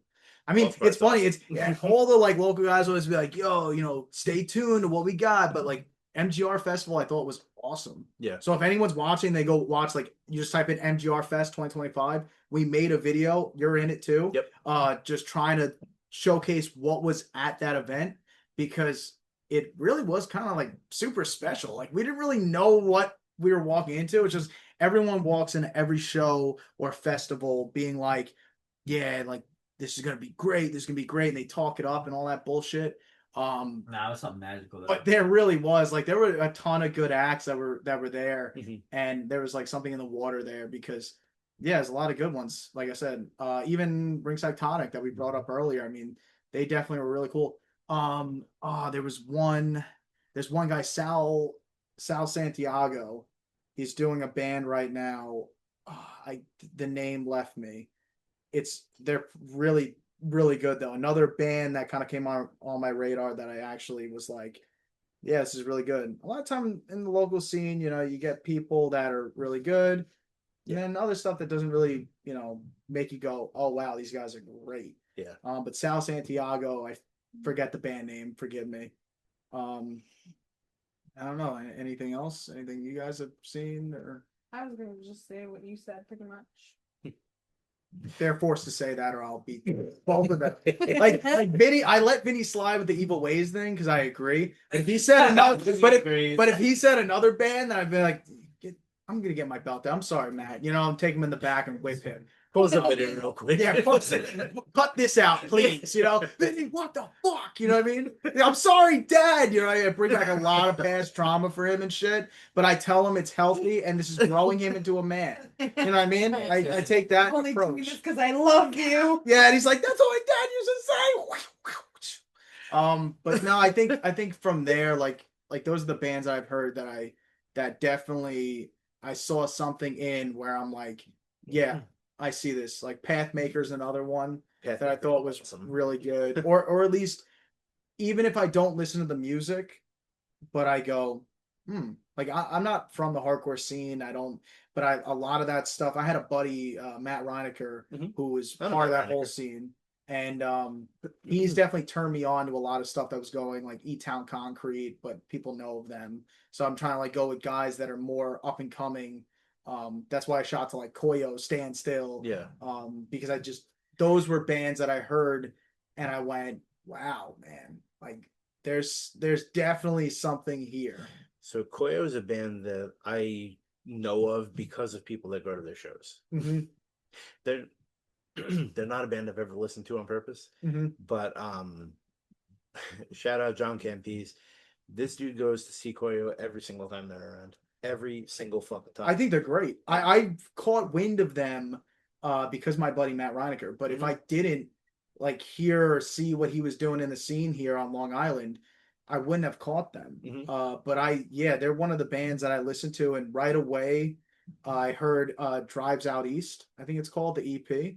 But as soon as I heard that, I just said, wow, this is a band that knows they're doing something. Like they have something here. And that's the same way I feel about not only Koyo, but like Private Mind is another one. They used to be under another name called Yes Duke. But Private Mind is what they go by now. There was an EP that they had that I thought was phenomenal, and it's cool because these are all like local guys just doing something, but you never know, going to shows or hearing things, you never know what you're gonna hear.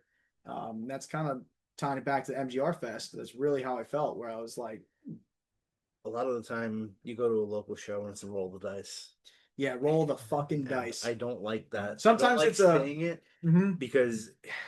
But I think we can be honest. We can be honest. Like everyone's thinking it. Yeah, everyone, and not only that, but like also we're not the fucking greatest musicians either. Like there's shit that we could do better. So it's like, what the fuck? Here's the thing: you don't need to be a virtuoso at what you do to write a good song. No, agreed. You don't need to be the top tier elite musician that everyone's like, oh my god, he's the fucking greatest guitarist ever. If you can get on a stage or in a studio or a room and just write a good song, it doesn't matter what your capabilities are. Yeah, you want people to just listen and appreciate. I honestly have more respect for people who are not trying to be what they aren't. You know, the guy from Sum 41 said, Derek Weebly, I think his name is, but he said, good advice for anyone doing music, but find out what you're good at doing. Like maybe you sing, but you don't fit well in this other type of music. But like find what that is that you do well, and then do that. Like you could be, and so many people in Five Towns College, so many people who are amazing at playing guitar, but I really never heard them like write a good song. Right. Besides for Orphan Tiger is one that came from Five Towns. They had a really good song that me and my buddy listened to a lot. Jared, I forget his name, Jared something with an R. But like, you know, a lot of times you can have an amazing musician who knows every. You getting tired there? We're boring you with this one. Sorry. She's like, this is how I feel every time fucking James and Vinny are talking or controlling the conversation. I'm just like, when is this over? But no, but a lot of times in Five Towns there were amazing musicians that I would not want to be around because I'm like, I can't play guitar around these guys. These guys fucking. They're like, oh, is that a G sus7? And I'm like, what the fuck is that? When they start throwing out random chord names and shit. Yeah, but I met guys. Jazz chord. I've met guys literally that just know off of what you're playing. Yeah. Oh yeah, you're playing a whatever. Mm-hmm. I'm not like that. He's not like that. She's not like that. And I think a lot of times those guys, I don't always hear the best written song. Yeah. It's kind of like what you're touching on. Like, as long as you can just do something that doesn't have to be the next Angus Young. Right. You know what I mean? But as long as you can do something that writes, like writing a good song was always important to me. Mm-hmm. It actually wasn't being about the best guitar player or whatever that. It was more just writing catchy hooks and stuff. So I found what was where I fit in with that. Right. You know what I mean? Like his brother is an amazing guitar player, far better than all of us combined. You know, I never wanted to exactly exceed at that, or I would have took the time to get there. You know, like he wanted to be a fucking drum player, so he took the time to learn it and do it. Mm-hmm. You know, I mean, I think people go sometimes where they want to go in life, and I don't think you need to be, you know, Angus Young to write a good song. Right. You know, same with like anyone else who's an amazing musician like Slash or any of them. So I think that there is a definite science to knowing your skill set and adapting to it. Mm-hmm. More often than not, you see, and it happens a lot on a local level, musicians that will try to outperform each other in the same band. Oh yeah, me and him all the time. You kidding me? You think I'm the best singer in Oceanside? I'm not. Me and him try to outperform each other all the time. You know what I mean? I tune it down. I tell him this. I say like he was going around singing a song with fucking I think Mike Marzano or Chris Marzano singing Kickapoo. Oh yeah. So I came up to him. I said, "Guys, please, let us play first. So I don't want everyone to know that you're the best singer. You know what I mean? I'm like, so like, wait until we go on tour, and then go. We gotta think you're the singer. Yeah. No, dude, please, you know. All jokes. But we like to fuck around with each other a lot because. But continue. Whatever you were saying. I'm so sorry. No, dude, it's fine. Don't even worry. You apologize so much. I know it's a bad thing. I've been beat a lot as a kid. Okay, Matt. You want to go through my trauma? You got to 2 hours. You want to know why? You want to know why I beat them so much with the belt and all that? It comes from my trauma, but I justify it by saying it's a cycle. I'm just passing down what I was taught, and that's why I beat him when he misses his rim shots. Well, I mean, it's not that crazy. If he fucking listened once in a while. Holy he fucking listened, Matt. Now you get it. See? Yeah. I've worked with drummers before. We're on the same page here. It's not that you're a bad guy. It's just I have a lot of trauma I never worked through, and I'm gonna beat you now like I was when I was younger. And it's the cycle of life, man. You know, it's just keeping the dream alive, man. We're just keeping the dream alive. Just gotta rock, man. That's all it comes down to. And then he's motioning again, help me, you know. But you know, you go to a local show. Let's ignore MGR Fest for a sec. We'll talk about like walking into any random bar. You guys know you have like the 8:15 slot. You know that there's bands before you, and you know there's bands after you. You may feel like you're the most inadequate band on the bill because the other musicians are like doing sweeps and all this crazy shit. And it turns out that you're the best band on the bill. Not because that you're not doing sweeps, you're not showing off, but you wrote the fucking song. Right. You know, you're the band that people paid attention to because you're not trying to be the show off in a bar. Yeah.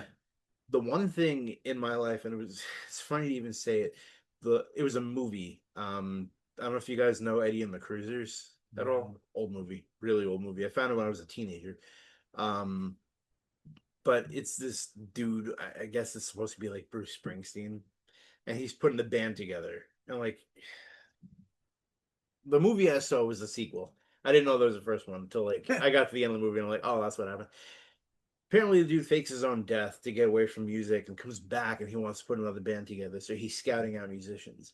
And he goes to this bar and finds this kid who's like shredding the shit out of the fucking guitar. And when they start working together and writing music, they're writing this like really laid back Springsteen type shit. There's no room for the crazy shredding solo. It's just you have to play tasteful. Mhm. And he tells him, is like, it's not always what you play, it's what you don't play. He's like, less is more. You're gonna play a show in a bar and you're gonna impress everyone that sits in that bar, but they're not gonna remember you the next day. Mm-hmm.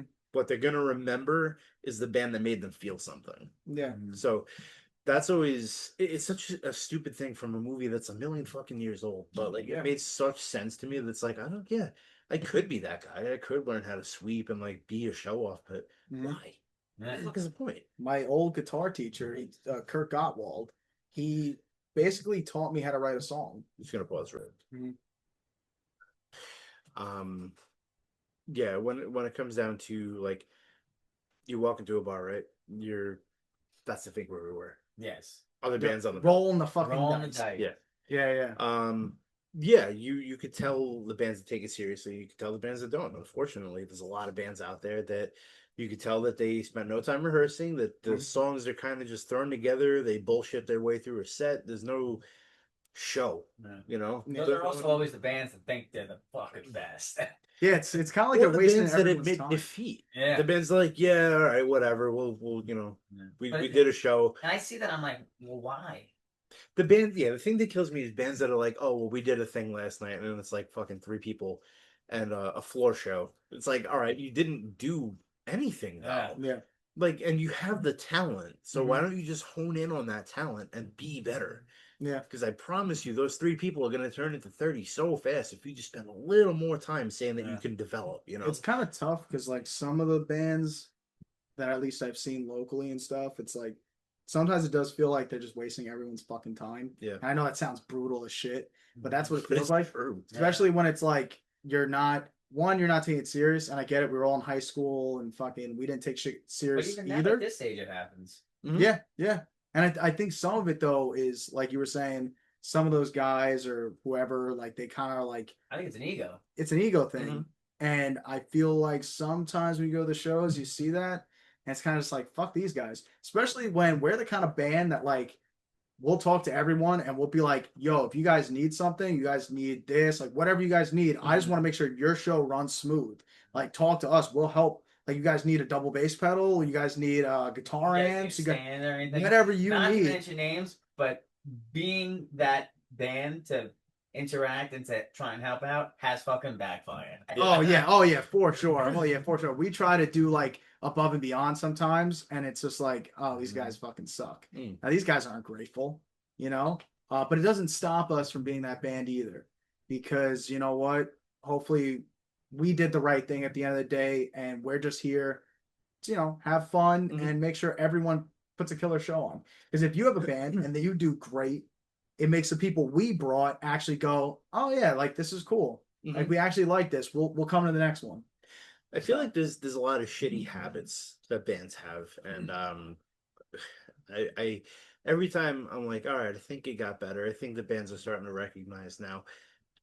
Every time I go to a show, I still see the same fucking habits, and like I don't understand. It depends why. on what habits, because we fucking loaned a band like on stage to use our It was a stand. our drum stands. The motherfucker started, I'm not gonna mention names, started fucking kicking the drums. Yeah. Like there was no one in the crowd. The last band, but They- the first band, that drummer. Oh, not really gonna good. mention names. Don't mention names because That then they'll it was like. one of those moments where I don't even think he was showing off. Here's just super Like, yeah, good. like you love guitar. You ever like see a local musician? They're just so fucking in sync with their guitar playing. Yeah. Like it inspires you like to be better. Like I had a moment that night where I saw he actually lives on one of the. I'm a mailman. He lives on one of the routes that I fucking deliver to as well. Do you But, see him stuff? I haven't seen him unfortunately, but fucking truly inspiring and like.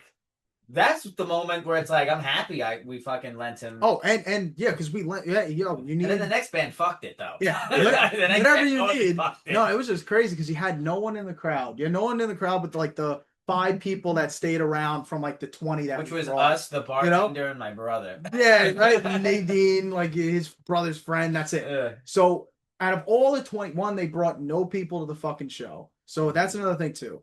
If you're a local band, for any local bands that are listening to it, if you made it past this far, bring fucking people to the show. Take this shit seriously. You know what I mean? Like, if you want to book a show, fucking at least make the effort. At least make the effort to bring some people.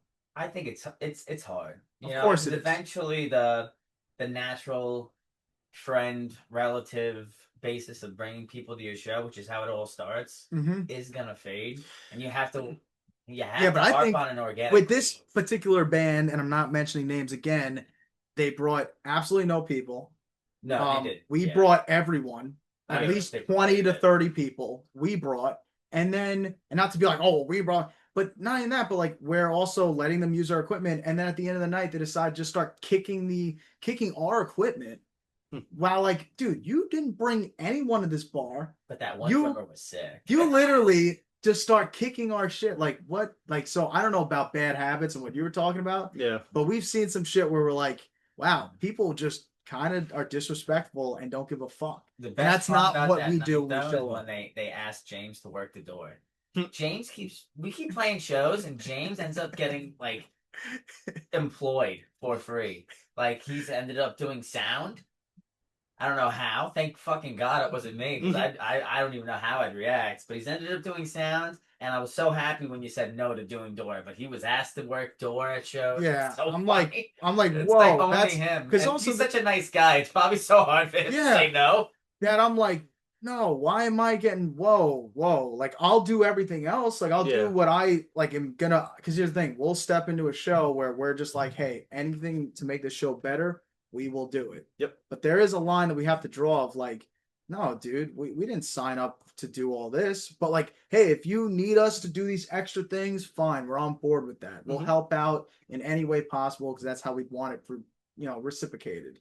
But in some of it, I'm like, dude, what? Especially when the dudes start kicking our equipment. Yeah. I'm like, get the fuck out of here. Like, you motherfuckers. Just us in the crowd. You motherfuckers didn't bring anyone. You're fucking asking to use our shit, and now you're just kicking our equipment. Are you fucking kidding me? So, we come a long way with our anger issues, both me and Vinny, and Lily. I'm not gonna leave you out there.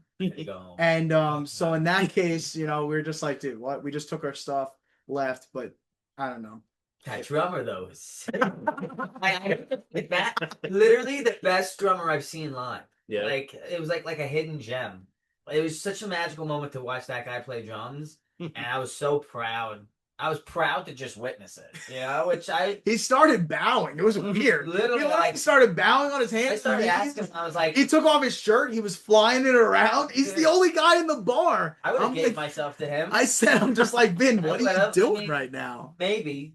I'm saying I'm not opposed. That's what I'm saying. I don't know if I'd actually go through with it. Yeah, it was wild. I was like, what's he doing? Sorry.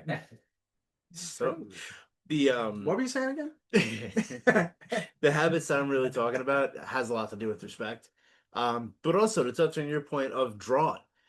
It used to be a standard in the scene. You have to draw 10. Yeah. You have to. Then 5, 10 at least. Ticket shows were a requirement.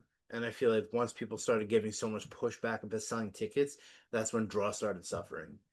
Tickets are a commitment. Someone buys a ticket from you, they've already spent their money. Right. There is no, well, I'm not going to go now. It's like, no, it's in their hand. So whether they go or not doesn't matter. You still have the money. Yeah. They're more inclined to go. But it used to be a very commonplace thing. With any show that you're on, you have to sell at least 10 tickets. Otherwise, you don't play. Right. If you can't draw 10, you don't belong playing out. That has dwindled so much, and now I feel like the bar band has become such a dominant thing that, like, you go to, like, when Rams was around, you go to Rams, and, like, no offense to anyone I've ever played with, but, like, there's some bands out there that I'm like, you guys didn't even fucking rehearse, did you? Well, like, there's a catch here, and you've seen this because with MGR Fest, you were getting tagged all over, but any show we play, we do also online. We're tagging people consistently, nonstop. We're putting up stuff on, and that's like the bare minimum. Yeah, that's like, and we'll see that's it a lot. Least you could do. We'll see it a lot with bands where like we go way over, where like 24 hours, the story ends. We have another one up that's got Yep. everyone tagged back in trying to promote the show again. And we'll use music from other bands. Yep. We'll message bands, be like, yo, you guys got something that we'll use on the next one. So we try to be super friendly like that. But bands don't even like reshare it or like hit us, do the whole reshare thing of like, and I get it though. I get it if like, I don't really feel like it, whatever. But it is this camaraderie that's missing in certain circles. So that's another thing I want to touch on. The promotion aspect of things. This is different from like show habits that I was talking about, but it is another thing that I notice a lot. If someone goes out of their way to shout your band out, to expose your music to a new crowd, acknowledge that shit. Because you don't have to. You don't have to. You don't, but it's the right thing to do. If someone's like, I do this every fucking week. Right. I'm very used to the fact that I'll put 3 indie artists on every single week, and almost none of them are ever going to share the shit that I tag them in. That I'm going out of my way, researching their band, finding my favorite song of theirs, and putting it on this playlist, and then putting it out there and saying, hey, everyone else should go listen to this. Especially on episodes where I have a name like Chris Contos or Jason Bittner where it's going to get the views. The least you could fucking do is say, this is cool. Everyone should check this out. It takes no time. But like if you don't have a social media presence, get one. It's how you're gonna grow at this point. You're never gonna let's say, and then hypothetically, let's say if you don't have a social media presence, like if you have literally no friends, then I guess I can understand it too. But like, how do you not have 1 or 2 people at least that you can just send it to? Like my buddy Christian Matteo is all our friends, but he'll send me stuff all the time that like, and I'll do the same to him too. But yeah, I don't know. I just think it's super important to like, kind of, you give, you take, but make sure you give. Yeah. And fuck you if you think you're gonna come to all of this like show wise and like you're the shit and you're the star and like get the fuck out of here. You know what I mean? Even if bands that are like out there doing their thing, it's very humbling to see them actually step down and be like, no, we're human. Yep. Me and you are no different. You know what I mean? Like I once was there playing local shows to like 3 people, so it's really humbling to see those kind of people that do step down to just be like, no, dude, we're, the same. An artist that's not like that, and that is, I'll say Hollywood. Yeah. All of a sudden, I'm like, fuck this band. Even if I remember I was so young, and me and a bunch of friends, we went to see, this might be a guilty pleasure. We went to see Escape the Fate. Okay. It was fucking Craig Mappett's era. I would lean more on Team Ronnie Radke, but his new shit, it's not for me. But anyway, just to go forward, I thought the drummer was sick. I don't know why. I thought the drummer was sick. He just was cool. I met him. I was like 14, 15, and he just flipped me off. What a dick. Yeah. And in the moment, I made a joke. Ronnie Radke? No. Somebody. I wish I could remember his name. See, maybe if he didn't flip me off, I would have fucking remembered his name in my adulthood. But I remember going to my friend, and I was like, "Oh my god, he just flipped me off." But then I like fucking laughed, and I was like, honestly, fuck that guy, like, because I thought about me. I was like, if I had it, I don't give a fuck who you are. If anybody just appreciated what I did that I care about, I would think it's so amazing to have that support. And the last thing I would think to do is to be like, I'm gonna flip this person off. Right. Right? It's so whatever your name is, remember that. You lost a fan. Yeah, that kind of ties into everything else I'm talking about too, is that you have big names that a lot of people know. And they're so humble, and they remember where they came from, and that they recognize the little guy. Amazing. And then you have the guys that are just starting to break out a little bit, who were in your shoes a year ago. Yeah. And they big league you, and they act like you don't exist, and they act like they never came from where they are. Go Hollywood. Yeah. Lame. And in the meantime, they're the ones grinding out in a van, and they're not making any money, and they're hardly successful. People know who they are out of state. That's really all it comes down to. Like, you've played a bigger show than I have, but at the same time, what does it really translate to? Like, I'm gonna remember you for being a dick, and I'm gonna tell everyone that you were a dick to me. Yeah. I'm not gonna tell everyone how cool you were. I'm not gonna tell everyone how great your live show is. I'm gonna be like, that guy's a fucking asshole. Yeah. Like, yeah, I've never had an experience quite as bad as the drummer from Escape the Fate, but he'll always be known now as the drummer for Escape the Fate. He'll never have a name. He's just gonna be a replaceable guy, you know. Which I'm sure by now he's been replaced because I don't even know what they're doing anymore. Escape the Fate and Falling in Reverse are they're rotating musicians. Yeah. You know, I think Luke Holland kind of has it locked in a little bit with Ronnie, but like, even still, there was one before him. There'll be one after him. Yeah. You know, it's like, and it sucks to say, but it's how it is. It's the nature of the beast. You're a touring musician with a guy who's got an ego. You will always just be a name. And the only reason why you're there is because people liked what you did. Yep. So how about don't flip off don't go Hollywood on the whole reason why you're where you are in the first place. Exactly. You know? It'd be like the only reason why I'm in the band is because James took a chance on me. And then let's say in 2 more years I am a fucking amazing drummer and I'm like just trying to be Hollywood, be like, no, sorry, my way. No. It's like, fuck me. You know what I mean? I was always so excited for the people who are like, oh my god, I love your music. Like, yeah, I would take any time out of my day. Unlike any other. The first time I was at work and someone's like, are you the guy from Logan's Room? I'm like, yeah. How do you know me? At first I was thinking like, yeah, I'm in Logan's room. Yeah, sometimes I'm in Logan's room. You know, the band. I'm the guy that is in that band, yeah. Like, no way. But it's cool that people are like, I love your music. I'm like, yeah, it's fucking cool. And like, I don't know how anyone could take that and twist it to be such a negative. Yeah. Where it's like, you have this kid coming up to you, 14-year-old kid, who at that point, that could have been your moment to be like, yo, I think I want to be a drummer because of this guy. That could have been the moment. You know? Yeah, right. And you just turned him off because you decided to be an asshole about it. Like, you're like, what, mid to late 20s maybe? I'm fucking 14. Yeah, you're a kid, dude. Like, no kid deserves that kind of disrespect. Looking back, it's kind of funny. Like, I got flipped off by him. But still, like, there's still that, like, why the fuck would you do that? I don't know. Some of the other habits I'm talking about, by the way, before we wrap things up, is it's just courtesy things a lot of the time. You know, if you're playing a show, stay for the show. Right. Don't leave after your fucking set's done. Respect the other bands that are on that bill with you. So respect the fact that like they're grinding too. Yeah, I used to be the person that did just leave. Same. And you know, as you go through it, you're kind of like, all right, you know, it's not, you know, respect the show.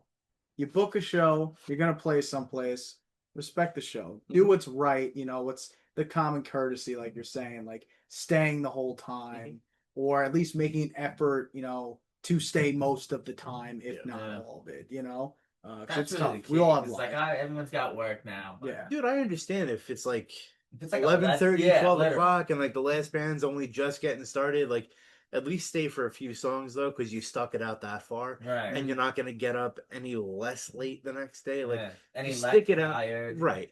Just stick it out for at least 10 minutes. Give them the courtesy of being a face in the crowd. You know, and I hate the fact that I had done that in the past, but it's a thing that, quite unfortunately, you don't know until you know. Uncommon. Of course. Yeah. When I used to drum in a band a long time ago, and like every single show without fail, we would play, and I wouldn't really be into the other bands on the bill. So I would go to the promoter and be like, listen, man, I have a family emergency. I got to get out of here. Looking back, it's such a shitty thing. Yeah, I should have just stuck it out. But you're a better man than me because I don't even say shit to the promoter. I'm just out. Depends on the promoter. It depends if there's money involved. Right. That's true. Yeah, okay, that's true. That's true. Changed everything, right? And then the one time that I did actually have a reason that I had to leave, I was like, I'll come back, but I got to go now. Like, I got to handle something. I'll be back. And I go back and like I stick out the rest of the show. The guy's like, well, you left. You're not getting paid. I was like, dude, I had to handle some shit. Like, I'm not going to bend over. Because then it becomes like the boy who cried wolf kind of thing. Well, it's not even like I developed a reputation. Like every promoter back then was a fucking flash in the pan, you know? But in this case, like, I told him, like, I'm not going to get bent over $10 that you were going to give us because you're fucking ripping us off. But like, that's fucked. Wait, you got like... $10? Shit, he was getting more than us. I'm kind of pissed. Now if you sell a ticket for $10, they'll just split it. Be like, yeah, I'll give you $5. Yeah, I think the most I ever made on a show was $80, and that was I forget who I was opening for. Well, what year is this? Because that $80 might have been pretty worth it. I think we were opening for like fucking Adrenaline Mob at Rev. And I kind of miss Rev, not gonna lie. I miss Rev every single day of my life, man. That was my It's a favorite thirst venue. now. It's in Amityville's where I deliver, and every time I drive Yeah. past there, I'm like, damn. I don't even think it's actually for sale. You Yeah, I wanna think start it a closed venue? up. I would love to, man. If I had the capital to, I would easily do Right it. there with you, man. Yeah, dude, Rev was my favorite place. And like, Because I'm sorry to cut you off. no, you good. I think it's funny because like if you asked me, maybe I'll say maybe 10 years ago, it's like probably late high school. So if you asked me 10 years ago, Yeah. is Rev gonna outlast AMH or vice versa? I would have been like, oh, Rev is 100%. gonna stay. Yep. So the way things played out, and AMH, I'm not trying to down talk them because they are fucking awesome. So especially I with the will new. talk down to AMH because I've played every variation of that shithole. And Yes. what they have Go done, on. what they have done transformationally, I'm so beyond amazed because that place, like, it had a charm in how gross it was. It was a dive bar, like it's Mhm. as divey as you could possibly get. Oh yeah. So I'm the Um, only one that you could ask at the AMH thing that I like the old AMH You because don't it like the just new one? I don't mind the new one. I think it's great. I think it's like you walk in high class. Mm. But I liked the feeling of the old AMH where like this is a little more grit. You're not getting the polished like now you have so much room. You have a beautiful. Well, they kept the bathrooms the same. You notice that? They Oh, added did two they? more though. They did add 2 more. Yeah. But When the they original ones, blew they out still the got all the floor. stickers, I think. Yes. Hmm. And it's like that. the fact that bathroom, I never went to the bathroom at AMH once. And all my years Really? of going there, playing there, I never You never once. peed on any of the band stickers? That's what Vinny does all the time. So That's the I first was- thing I do. I was if you find your favorite one. I find my band. I find my band and I piss. I took a piss in there the first time like last month. I went to go see Prong, and I never been in that bathroom. I was like, this is the smallest fucking bathroom, and I think I have a small bathroom, dude. To walk in there and like have to like shimmy your way around the door so the door can close. I'm like, Right. this is a small bathroom. I can't do this. I had to stand in like the corner of the room in order to take a piss. I'm like, I can't do this. I'm never going to the bathroom here again. But like. Right. Seeing all the stickers and shit though, I'm like, man, there's a lot of history in this building. And I'm trying to find like my old band sticker that I know was on that wall somewhere. And I'm seeing all the bands that we used to play with and like, dude, it's so cool. Like it's taking a look through the lens, you know? Yeah, it is. Yeah, you don't know like the moment you're in, and then you look back years later, you're like, and how many of those bands aren't around anymore? Right. That's the killer. Yeah. It's how many of those bands just like How many of they those were- bands have broken up, but the members have branched out and in new bands, and those Right. stickers are there? which is even cooler. Yeah. But yeah, I always appreciated AMH for what it was, and I remember it being the Village Pub South, and it was a shithole. I remember being Broadway Bar, it was a shithole. I remember the first yeah, that's right. iteration. oh, I forgot about it being Yeah. Broadway. yeah, okay. Yeah. The first iteration of AMH was a shithole, but like they did a little bit more each time to class it up. And Mhm. now that like having been through 20 years of that venue, walking in there this year, seeing the renovations, I'm like, I love this. Yeah. The sound system is so Oh, much great. better. It is so. You can finally actually hear everything going on. So Dude. AMH, if you're thinking if you did something right, you did it right with the bathrooms. Yeah. That's it. No, You know? I think they did a good job. No, they did it. No, I think it's amazing. You walk in, you're like, this is high class. If, This this, is if, it. there's- if you said what AMH used to look like, Oh, I it was wouldn't- your first time there, I you'd be wouldn't like, no think it. way. Yeah, I wouldn't You think know it what I looked mean? like it is. Think about today. the kids that are experiencing AMH now. Yeah. They have no idea what the fuck we went through for that place to become that. Dude, the first time I was ever at that place, it was Village Pub South, and I was going to see a friend's band play in like high school. And I got kicked in the balls and the throat in the same 5 minutes. That's Good, impressive. right? That's Yeah. impressive. Yeah, dude. That was like, all right, this is what this music is gonna be, and I guess I kind of love it. I don't know. Yeah. Um, My balls hurt, but yeah, it's like I'll get over that. They're like, I can't Like, feel them, but they time- haven't dropped yet either because I'm still in like the start of high school. I was 18. Okay, so again, they haven't dropped yet. So Hey man, time heals all wounds. But yeah, dude, it's cool to see the growth of that place, and I never would have guessed that would have outlasted Rev. I never would have guessed that would have outlasted the Crazy Donkey or Oh, wow. the Downtown, dude. Yeah, like wow, okay. when I What tell about you, Moose Lodge? You ever play there? Moose I Lodge. never played there. I but, watched dude, bands there. I I really like the vibe of that place. When I look back, I mean, I went there like young, and then I think it like I wish I could remember what year it stopped. But Did you get flicked off by a drummer there? no, the drummers were nice. the big name bands that have come through Long Island and played there when they were lesser known, dude, Yeah. it's crazy. Probably legendary. Oh, I got another Yeah. band. Wait, no, I got another band. Mike Smith. And Suffocation. no, maybe, but Pain of Truth. Hmm. Mike Smith, another guy that I'm seeing online that like to come from the island that's out there touring in Europe and really doing some big stuff. And a humble guy too. A humble guy too. So shout out Mike Smith from Pain of Truth. And probably a ton of other bands that he's played in.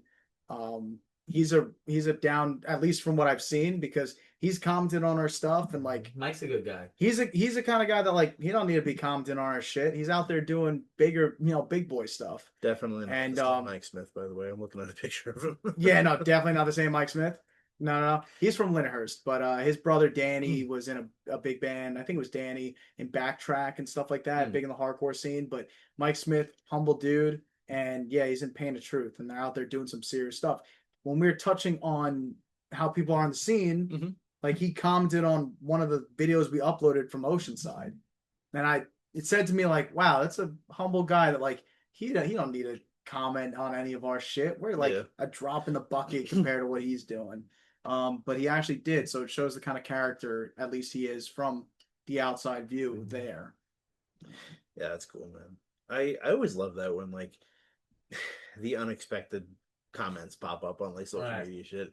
A couple weeks ago, I don't know if you guys remember the band Filter. Filter, Yeah. yeah. Okay. Yeah. What song do they have? Hey Man, Nice Shot. Yes. And yeah. Take a Picture, and they were a big K-rock band back in the day. I wanna take my picture. Yes. That one. Cause I don't remember. Yeah, that was a big song. Okay, continue. I just want to make sure we're talking about the same band here. Yeah. Yeah. K-rock?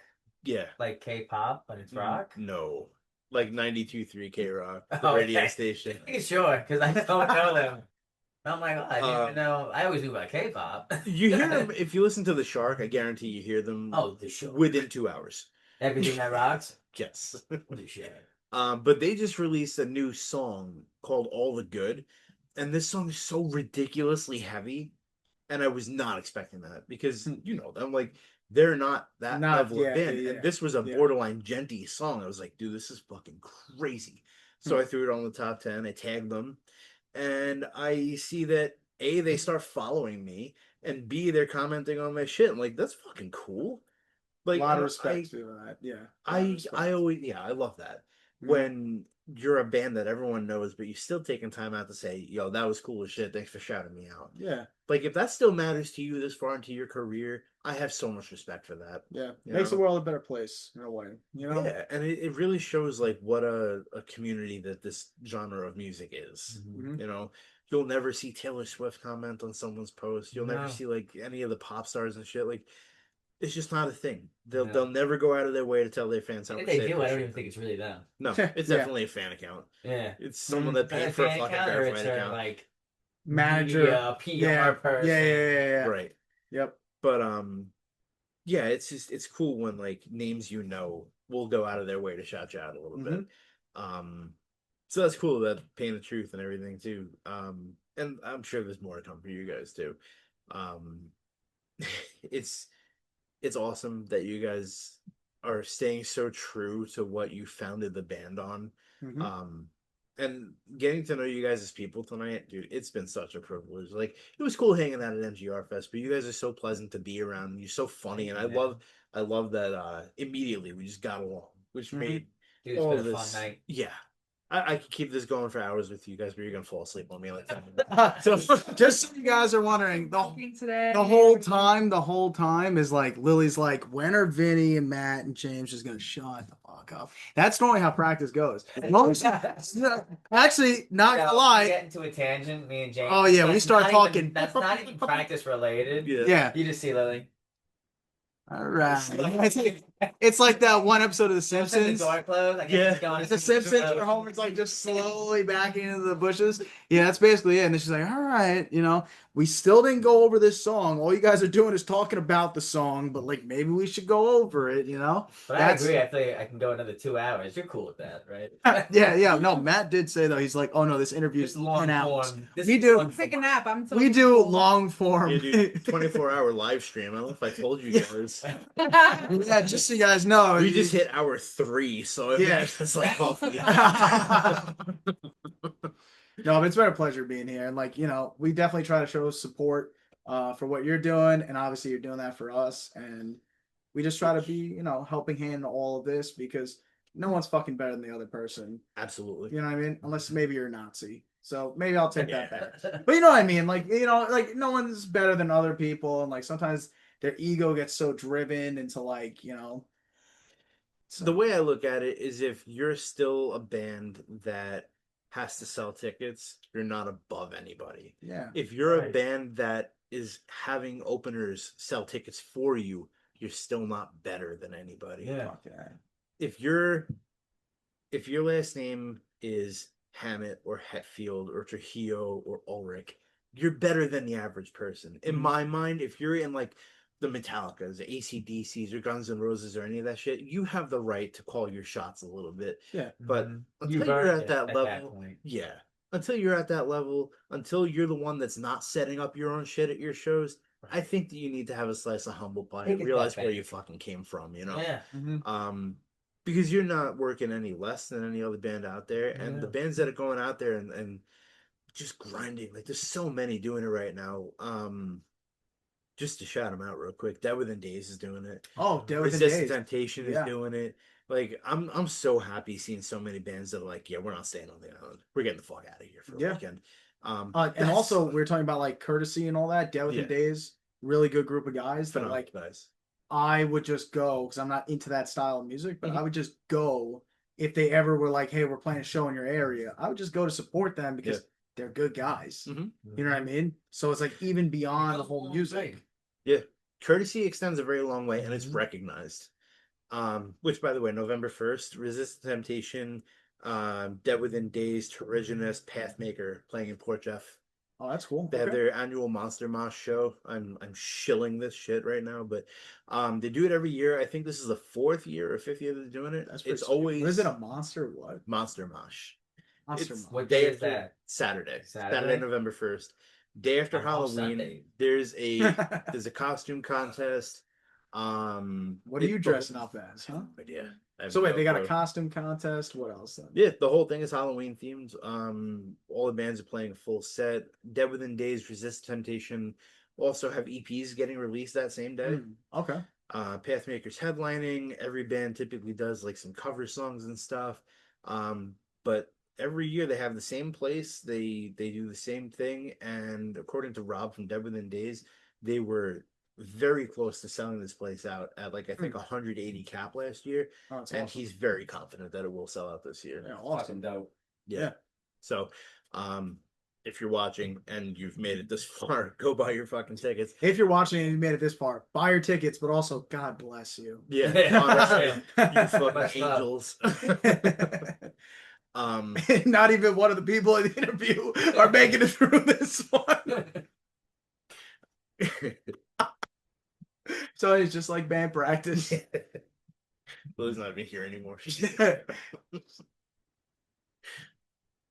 Well, I think we're gonna wrap up, guys. But thank you so much for coming through. This was so much fun.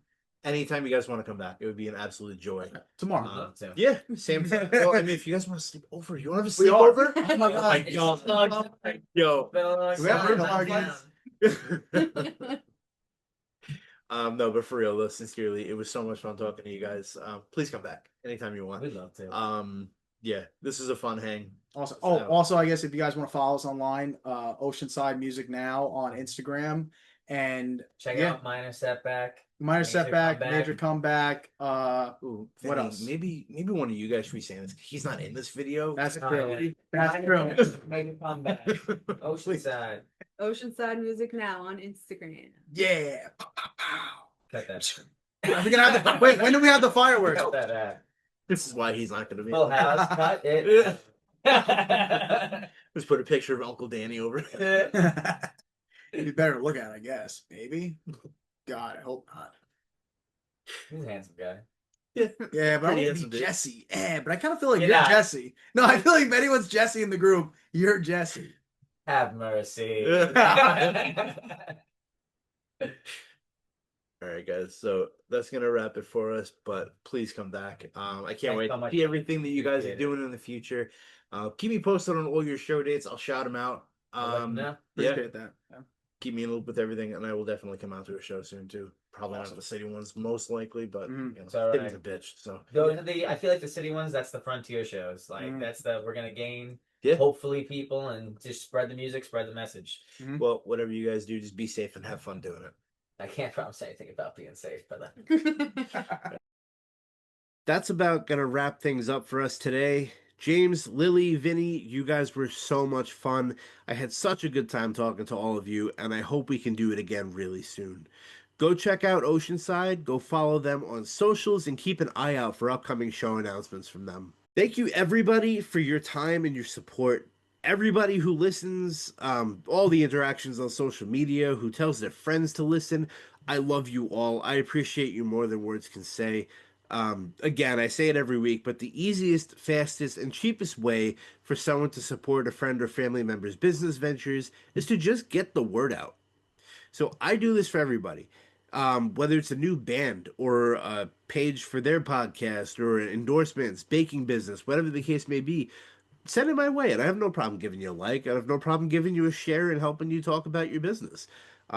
It takes really no effort or time. And, just share this page, like and share a post. Tell your friends about the podcast, about any of the amazing bands that you hear on the show.